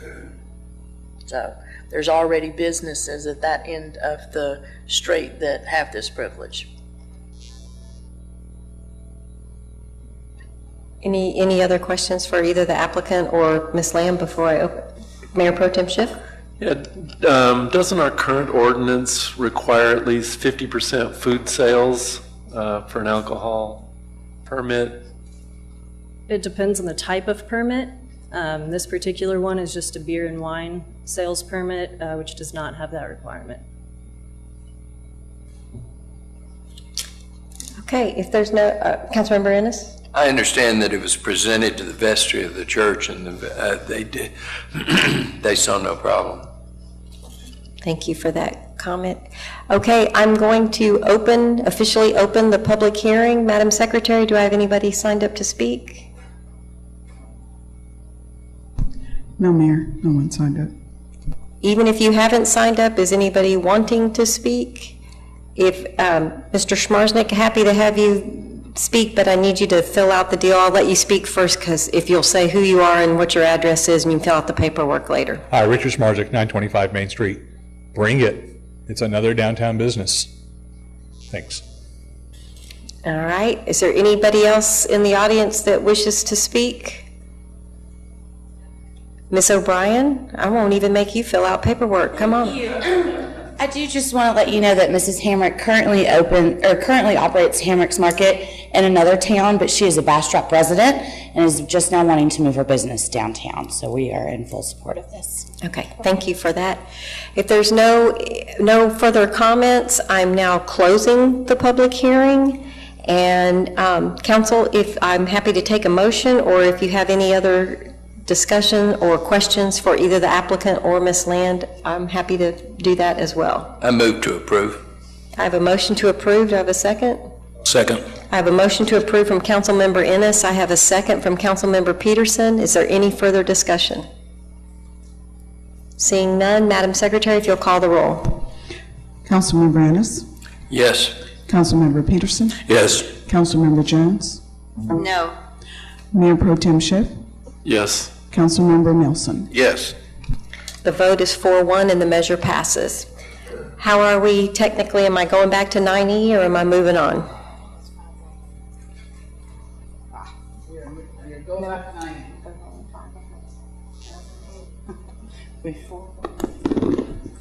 Technical crisis has been averted.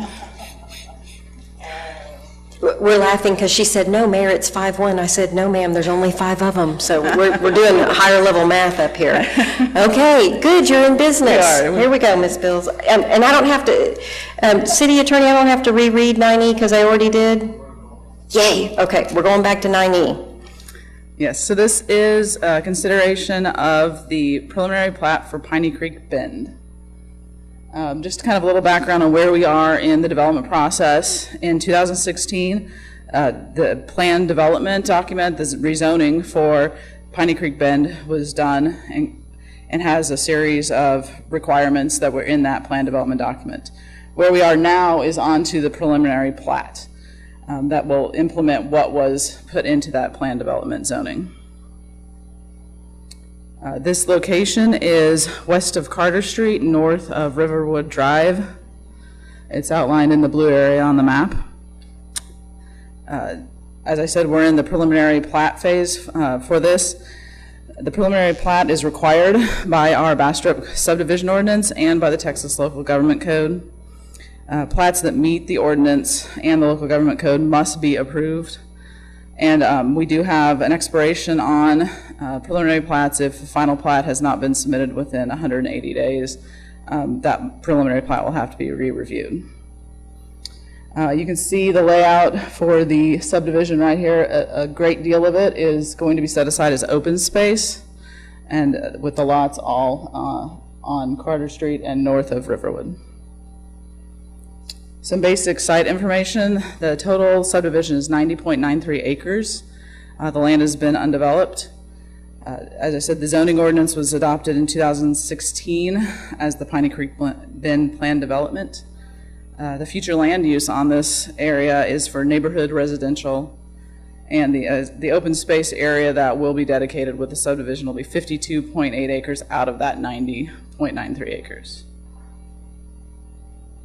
The lot standards were specifically adopted for this subdivision through their plan development zoning. They established two different lot sizes, being the urban 5 and suburban 6. There are 67 lots that will be 50 feet wide by 110 feet deep and be at least 6,000 square feet, and those are the minimum dimensions. And the suburban 6, there's 103 lots that will be 60 feet wide, minimum of 60 feet wide, minimum of 120 feet deep, and be a minimum of 7,200 feet. By comparison, our standard single-family 7, SF7 zoning district is a 60 feet wide by 110 foot deep lot that is a minimum of 7,000 square feet. So most of the lots are a little bit bigger than this, and 67 are a little bit smaller. And then I'm going to let Wesley go into some of the finer details on the utilities and streets and drainage. Hi, Mayor and Council. Yes, so Piney Creek Bend will be served by our standard water and sewer and street infrastructure. It will also include an underground storm sewer system. The blue and green lines here on this plan show the general layout of the water and wastewater lines. The wastewater system will collect flows from the individual lots and route them down to a proposed wastewater lift station down here at that's the southwestern corner of the property. And then it'll discharge from there through a pressurized force main that will route those flows up to an existing manhole off of Carter Street. So the drainage plans show that there will be an underground system that will discharge stormwater from various points within the western boundary of the subdivision. And the main reason that that's done is to help alleviate any kind of erosion and scouring issues that you would normally see if you were to concentrate all of those flows into one point and have one larger pipe that would then extend out into that waterway. You might notice that there's not a provision for a stormwater detention pond on this project, and the main reason for that is because the property is located where it is within the Piney Creek watershed. You might remember this slide from some of our previous drainage presentations, but the Piney Creek watershed is over 38 square miles, and because the Piney Creek Bend subdivision is way down here at the bottom end of that watershed, you can actually tend to create more risk of flooding issues when you have a pond that tends to hold that water back. And by holding that water back and releasing it at a slower rate, you give that overall floodwater more time to develop and create more of an impact in the system. And so when you have situations like this, it's usually better to focus more on erosion and sediment control and making sure that that water is able to get out of the subdivision in an efficient way, but not too fast to where it would cause a problem either within the property or downstream. Another big component of these types of projects is looking at the traffic impacts and what kind of improvements, if any, are needed to mitigate the impacts of the development. Our requirements today kick in when the impact of a subdivision exceeds a certain trip count, which is simply cars leaving and coming and going from a property. They're typically on a residential subdivision, a rule of thumb is roughly 10 trips per day. And so when a project's proposed that would create an impact above that amount, we require a traffic impact analysis. And a traffic impact analysis, just in general, looks at it compares the existing traffic conditions with the conditions that we would expect either with the development or the future conditions without the development. And those conditions are compared to each other to see what kind of impact that particular project has on the overall traffic system. And if it does show that there's a significant impact, then we require that improvements be put in place to mitigate that impact. And it just so happens that this project did submit a traffic impact analysis during the plan development rezoning phase, which is a little different. Typically, they're required to go through that process during this phase, but because there were some concerns about traffic back and that going through that process, they did go ahead and submit an analysis that was able to show that because there's very little traffic in that area of town today, and the amount of traffic that would be generated from a development of this size, there was just very little impact to the system, because not only do we have traffic levels that are not very high, we have a system that is set up in a grid fashion that allows for much more efficient circulation of traffic through that area of town. There was not shown to be enough of an impact at any of the downstream intersections to warrant any improvements. And the way those impacts are quantified, once the engineers get to go through all their nerdy processes, it normally gets boiled down to what we call a level of service. And it's simply an A to F rating on the quality of service measured in terms of how long it takes you to get through an intersection. And that's rated either through an A or an F process. And so I've got a chart over here that just kind of shows how much delay you could see at an intersection for a given level of service. And so, for instance, a level of service A usually means that you experience, it takes you less than 10 seconds to move through that intersection. And so the results of that impact analysis showed that all of the intersections around Piney Creek Bend that we would expect to be impacted by this development function at a level of service A. And even going through the process of accounting for the impacts of the development, which I would need to add that the original TIA assumed that 190 lots would be developed. And of course, currently they're proposing 170. So there's even fewer lots proposed than what the analysis accounted for when it was done. And so the only impact we saw was one movement did drop to a level of service B, but if we look at the chart again, we're talking about going from a less than 10-second delay to a delay of 10 to 15 seconds. And so I would frankly challenge anyone to be able to stand at that intersection and measure that difference. So that's the basis for not recommending any particular improvements to mitigate the impacts of the development. So that's pretty much all I have. If there's any questions from me, I'll... Mayor. Thank you, Mr. Brandon. Councilmember Ennis? When you say 15 seconds or 10 seconds delay in an intersection, that's not computing for me, because I sit at intersections a lot longer than 10 seconds. And so those would be the intersections that aren't at level of service A. And so you would probably... Well, I mean, a light lasts longer than 10 seconds. And so there's different levels of service for different types of intersections, and there's a different way to calculate it if it's a signalized intersection. But the intersections that were analyzed with this analysis were all what we call stop controlled, and so that just means that they have stop signs. Okay. And that simply means that on average, you pull up to the stop sign, you have a chance to stop, look, and turn, and there's really no significant delay. I just needed that clarified for me. Compare that to Highway 71 today, they're at a level of service F. Yeah, and like I-35, that's pretty much level F at almost all Kind times of of day. drops off from there. So. Thank you, Mr. Brandon. Are there any other questions? Councilmember Peterson? Yeah, before I ask my question, Bill usually comes down to my neighborhood 1 second, maybe a split second, and the cars are moving. But anyway,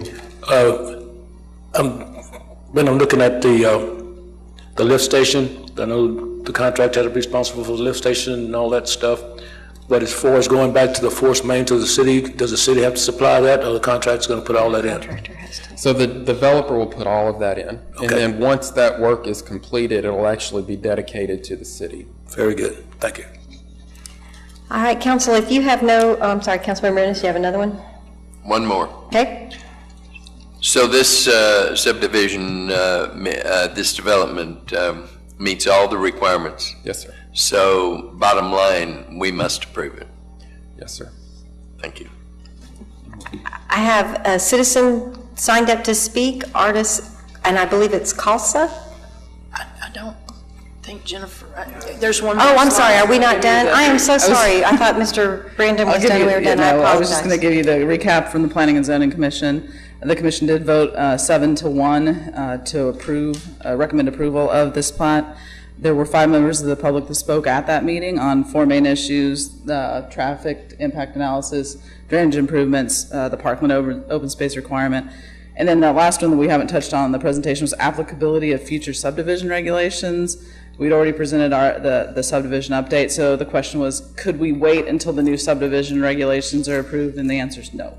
The rules are what the rules are today, and that's what we have to consider the subdivision under.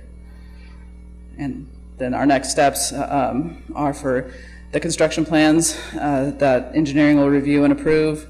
The final plat will come back to, at this point, P&Z or to just to City Council for approval.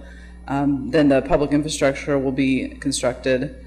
The final plat will be recorded to the county, and then the individual building permits will be applied for and issued. And as a reminder, this development is a planned development. Yes. Yes. Okay. I am so sorry, Ms. Bills, I didn't mean to cut you off. Councilmember Jones? So I heard there were some issues that came up about the traffic study. So my question to you, do y'all feel confident that that study is, you know, might as well just address that right now, because that seemed to be an area of concern. Yes, yes, we do. It followed all of our standard requirements for impact analyses, and there was some confusion, and I have to put this on us, but the original report was submitted in November of 2015, and there was some confusion about when the field traffic calculations and traffic counts were collected for that analysis. They were taken in October of 2015, but going through the plan development process, some citizens voiced some concerns about those counts and how reliable they were. And so we actually went out with our own equipment and took our own counts. Looking back, we did take it during the week of Thanksgiving, and so looking back, it probably wasn't the best week to take those counts. But I think that was where some of the confusion came in. There was a concern that the analysis was based on traffic counts that weren't collected during an appropriate time. Yes, yes. Did that analysis support the other?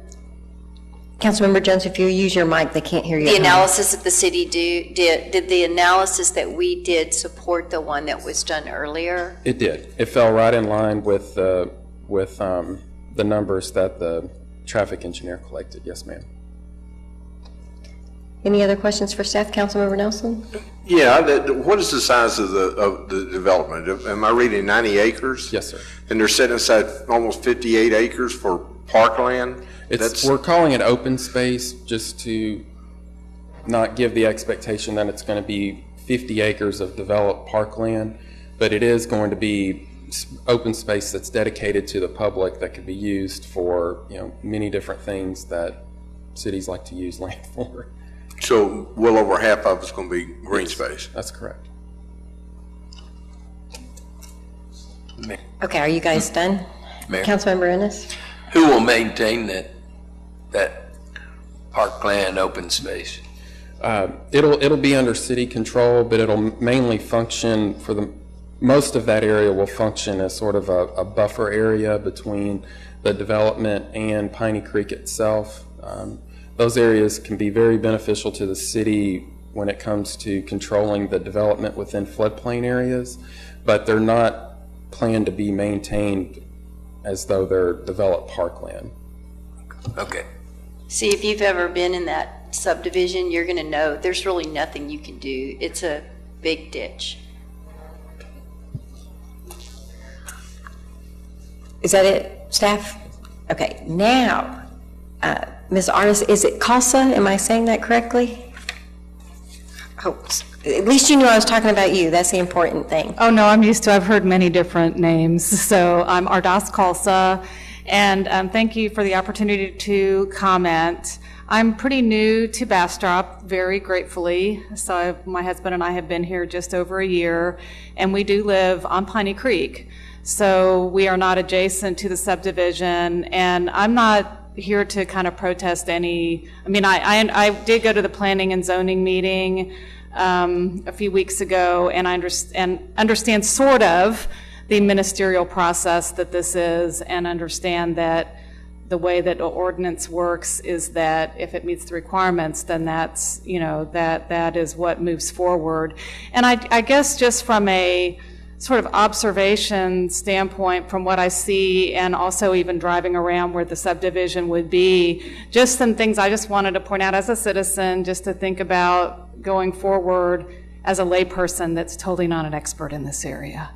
And so the two things I wanted to bring out were related to, and I understand there's a lot of work done on the drainage, and I have no reason to assume that there's any, you know, problem with that. We've just seen some crazy storms lately, and so since we're at this time where we have a chance to kind of plan for our preservation of the past as we progress to the future, is that to do all we can to think about making that work. My husband had a hip replacement on August 23rd. We came home on the 24th. The hurricane was coming that weekend. We got lucky, in my opinion. Smithville not so lucky, because of where the storm hit. And according to my neighbors, if the rain would have come further north coming toward us, we could have been in a different situation. And that's where the subdivision will be. So just to think about it. And then the other thing is the traffic. And so, I'm not sure what intersections were studied, but what I think about more is getting to 71.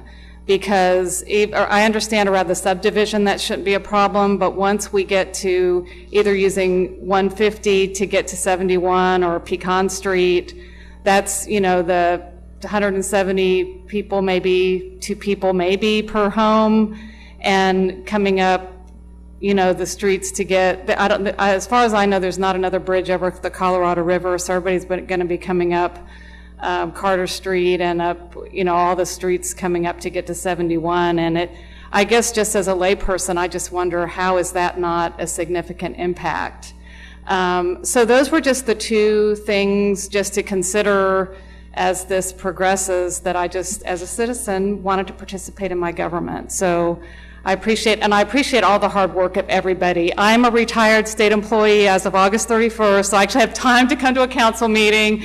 But I don't even know you, Ms. Humble, as the city manager, but I know how tiring it is to work in government all day long, and because I did it for many, many years. So I just very much appreciate all the hard work of everyone, and I really love being in this community, so I thank you for the opportunity. Thank you so much. We like it when our citizens participate. Okay, council, do you have any other further questions for staff? If you don't, I'm happy to entertain a motion. Don't you have to close the public hearing? It wasn't a public hearing. Oh, it wasn't? Oh, sorry. Was it supposed to be? Oh, I'm sorry. I'm sleeping. It's just a test. You want to see if I'm paying attention? I'm still ready to entertain a motion. Move that we approve. I have a motion from Mayor Pro Tem Schiff. I'll second. I have a second from Councilmember Peterson. Is there any further discussion? Seeing none, Madam Secretary, if you'll call the roll. Mayor Pro Tem Schiff, Yes. Councilmember Peterson, Yes. Councilmember Jones, Yes. Councilmember Ennis, I vote yes, but I want it registered that I have some real concerns about the traffic. Councilmember Nelson. Yes.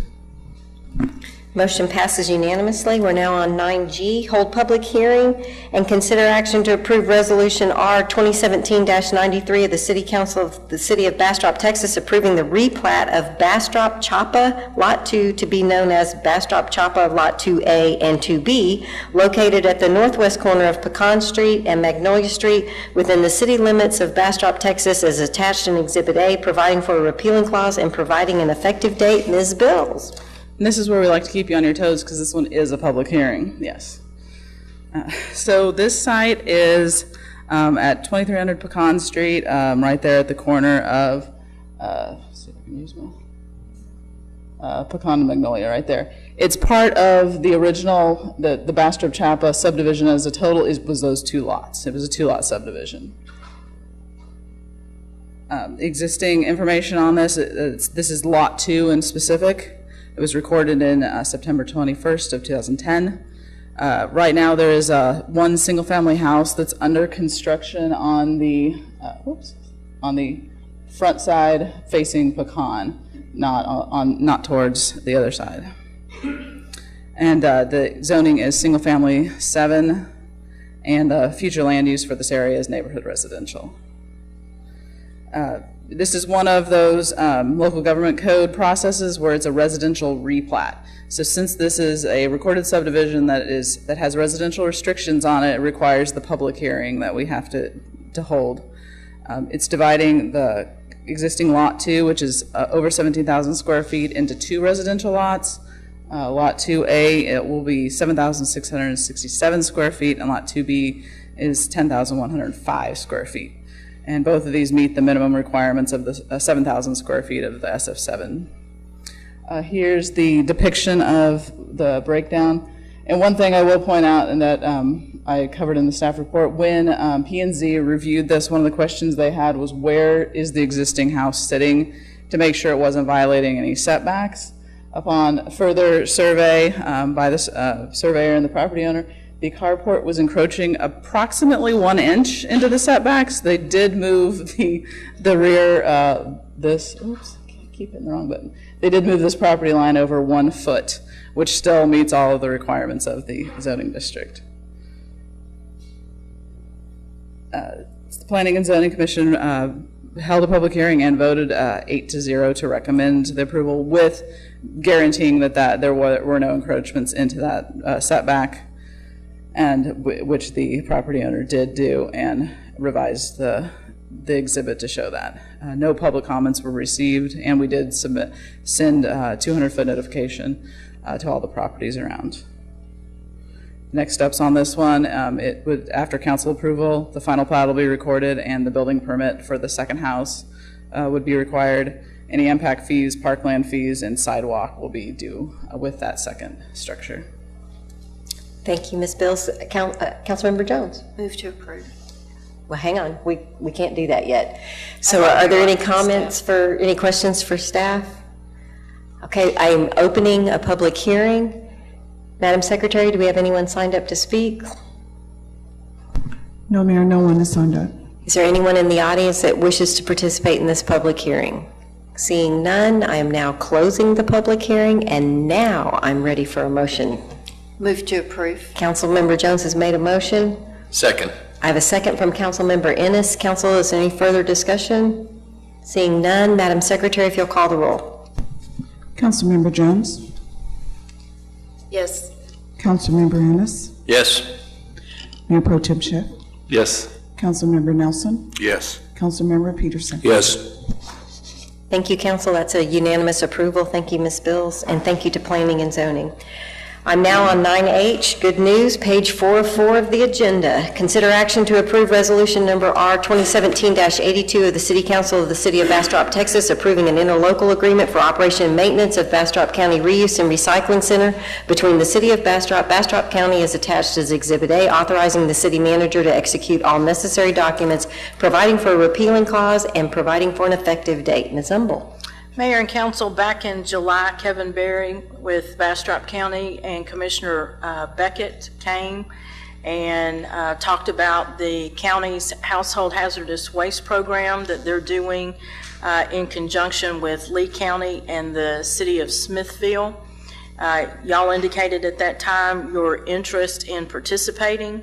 Money was appropriated in the budget that was approved, and essentially what this is authorizing me to execute an interlocal agreement. And this first year, we will contribute $3,000. They are going to have a voucher program. Each entity will be granted 25 vouchers, and those will be available from the county. Sarah O'Brien, as well as Colin Guerrera, are already in contact with the county so that we can put together the appropriate communication plan on this when it's activated, and I respectfully request your support. Any questions for the city manager? Move to approve. I have a motion to approve. Second. I have a motion to approve from Councilmember Nelson, a second from Councilmember Jones. Is there any discussion? Seeing none, Madam Secretary, if you'll call the roll. Councilmember Nelson? Yes. Councilmember Jones? Yes. Councilmember Ennis? Yes. Mayor Pro Tem Schiff? Yes. Councilmember Peterson? Yes. Thank you, Council. The motion passes unanimously. We're now on 9I. Consider action to approve the first reading of ordinance number 2017-94, the City Council of the City of Bastrop, Texas, amending the budget for the fiscal year 2017 in accordance with existing statutory requirements, appropriating the various amounts herein, repealing all prior ordinances and actions in conflict herewith, establishing an effective date, and move to include on November 28, 2017 City Council agenda for a second reading. Good evening, Ms. Waldron. Good evening. I know y'all thought you were done with fiscal 17, but not quite. I did need to bring to you a final budget amendment. I have put up here just so that you understand why the budget amendment is required. It's that our budgeting level is at the department level, and so I needed to make a few changes between departments to finish out the year. Oops. It's good if I do the right button. So in the packet, you have the backup on the amendment, but just going over general fund adjustments, departments that were affected, legislative, organizational. We did have some savings in finance, police, and public works that I was able to use. And then we went ahead and did the transfer into our innovation fund for the $487,500, which is a part of the fiscal 18 budget. So we were able to do that. And so none of the fund balance was used for this amendment other than the $487,500. Main Street, I needed an amendment for an increase in salary and benefits. Due to increased responsibilities, I was able to get that transfer from the hotel occupancy tax. And went ahead and needed to increase legal fees for unbudgeted. Having the review of the legal documents was not in the original Hunters Crossing budget. If y'all have any questions for me, I'd be happy to answer. This just ties everything up. You promise this is the last time we have to talk about 2017? No. Oh, man. We will have a financial report in February. Well, there you go. Okay. Any questions for Ms. Waldron, Council? I move to approve. I have a motion to approve from Mayor Pro Tem Schiff. On first reading, I should say, and that it be put on the consent agenda for the next meeting. A second. I have a motion from Mayor Pro Tem Schiff that it be approved tonight for the first reading and put on the consent agenda. I have a second from Councilmember Jones. Council, do you have any further discussion? Seeing none, Madam Secretary, if you'll call the roll. Mayor Pro Tem Schiff? Yes. Councilmember Jones? Yes. Councilmember Ennis? Yes. Councilmember Nelson? Yes. Councilmember Peterson? Yes. Thank you, Council. That's a unanimous approval. Ms. Waldron, you need to know how much Council appreciates you and your staff. You guys do an excellent job. All right, we're on 9J. Consider action to approve resolution number R 2017-96 of the City Council of the City of Bastrop, Texas, awarding a contract for the installation of holiday lighting to Decor IQ for the unit prices as shown on Exhibit A, not to exceed the amount of $125,000, authorizing the city manager to execute all necessary documents for the contract, providing for a repealing clause, and establishing an effective date. Mr. Job, or should we call you Mr. Santa Claus? Thank you, Mayor and Council. What you have here before you tonight is a couple of examples of what this may look like. It was part of our work plan that's uniquely Bastrop. It was just that extra touch that we were looking for on the River of Lights. And this is kind of what we're going to look like. I'm actually going to walk through with the contractor tomorrow and go through and pick a number until we reach that 125. But you would see things like this in the park where you would have the drop-down lighting. You would have some decorative lights that are placed in certain areas of the park. We may wrap the pine trees and things of that nature, just the trunks. And again, just some downtown lighting that you could see along Main Street and things of that nature in the park. Kind of dress up the entire downtown area. Taking it up a notch. That's right. Mayor Pro Tem Schiff? Yeah, I was wondering how much of this is labor and how much of this is reusable materials, so that next year, what would we expect our budget to be? Can we reuse some of this? This is a contract for someone to come in and take care of everything. That gains us. It's an annual contract. They bring everything, they do it, they take it away, and it's not reusable for us. And we don't have to store it. We don't have to store it, we don't have to maintain it, none of that. Good question, Mayor Pro Tem Schiff. Any other questions from council? Councilmember Ennis? Does this come from professional services? It's actually part of the Innovation Fund. Innovation. And this is one of those, the Four Diamond AAA aspect that everybody's been looking forward to. Like I said, uniquely Bastrop, keeping things moving, destination. We've heard what you said. This is what puts us on another level, and so we're asking for your approval. This is also one of those things that we talked about capacity, that with everything we have going on, that it is very complicated for us to do the extras. And much like what happened in the summertime when it came time to clean Gills Branch, we left a street unpaved for about 3 weeks because we just don't have the capacity to do some other things. What people don't appreciate is with our robust Christmas season, Trace staff works Monday through Friday to make sure your toilets flush, your water runs, all of the things in public works happens. And then they work on the weekends to make sure the car shows work, the wassail swirls happen, all the other things. So when we are called upon to take it up a notch, that means a whole lot of other things just don't happen. And when you start getting into October, November, December, we have absolutely pushed our crews to the point that they're not getting any time off because there's just us and we have to make it work. So I want to say on behalf of staff, thank you for adding this $125,000 so that we can step it up a notch without absolutely running our staff in the ground. Because to ask them to do this on top of everything else in a season where we have so many events, we made a conscious choice, just as kind of a side note, as an organization, to move our Christmas party to the new year because everybody is so tired by the time we get to Christmas, nobody can enjoy it. So the organization opted to move our Christmas celebration to January when things slack off so we can actually celebrate and go home and sleep the next day instead of having to get up early and do yet another festival. So on behalf of staff, if you approve this, we sure do appreciate this. Move to approve. I have a motion to approve from Councilmember. Second. Do you want to tell us something, Ms. Waldron, before we approve I this? would just like to clarify where it's budgeted. It's in the hospitality in downtown, funded by BPNL. Okay. You said that again, I didn't understand. BPNL. It's budgeted in the hospitality and downtown department, and it's a transfer from BPNL. One question, Mayor. Absolutely. For Trey also. Is there any way I can borrow some of the lights for the Christmas parade? I promise to put them back. We will lay it right on the float, guaranteed. All right. Thanks. And Mr. Job, with the contract being the way it is, if there's things that we like better, this allows us to change things year to year if we need to for events or. That's correct. This is the entire holiday season too. So if you chose to take it from November all the way to February, you could do that.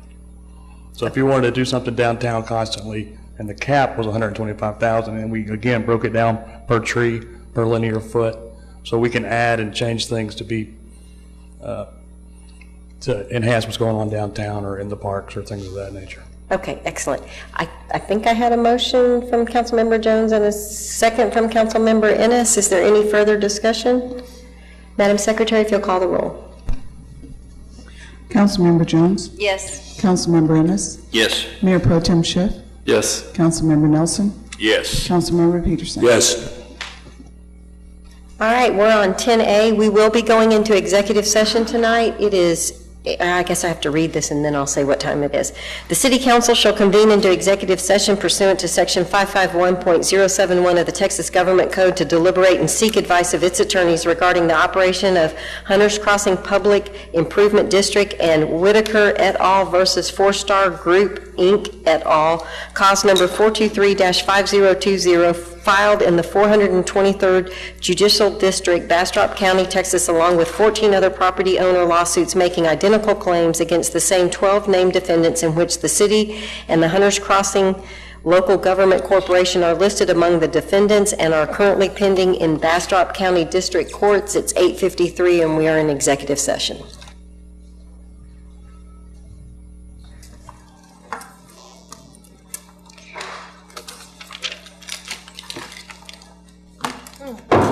Sorry. I knew that was following and I couldn't stop it. Okay, it's 10:55 and we are back from executive session, and we will not be taking any actions as a result of executive session. So prior to adjournment, I am told, Mary, this is your last council meeting with us. So we made it meaningful. At least we kept you here all night. So we'll miss you and best of luck in the future. I am open for a motion to adjourn. I move to adjourn. I have a motion from Mayor Pro Tem Schiff and Council Member Peterson as a second, and by acclamation, I think we all agree we are out.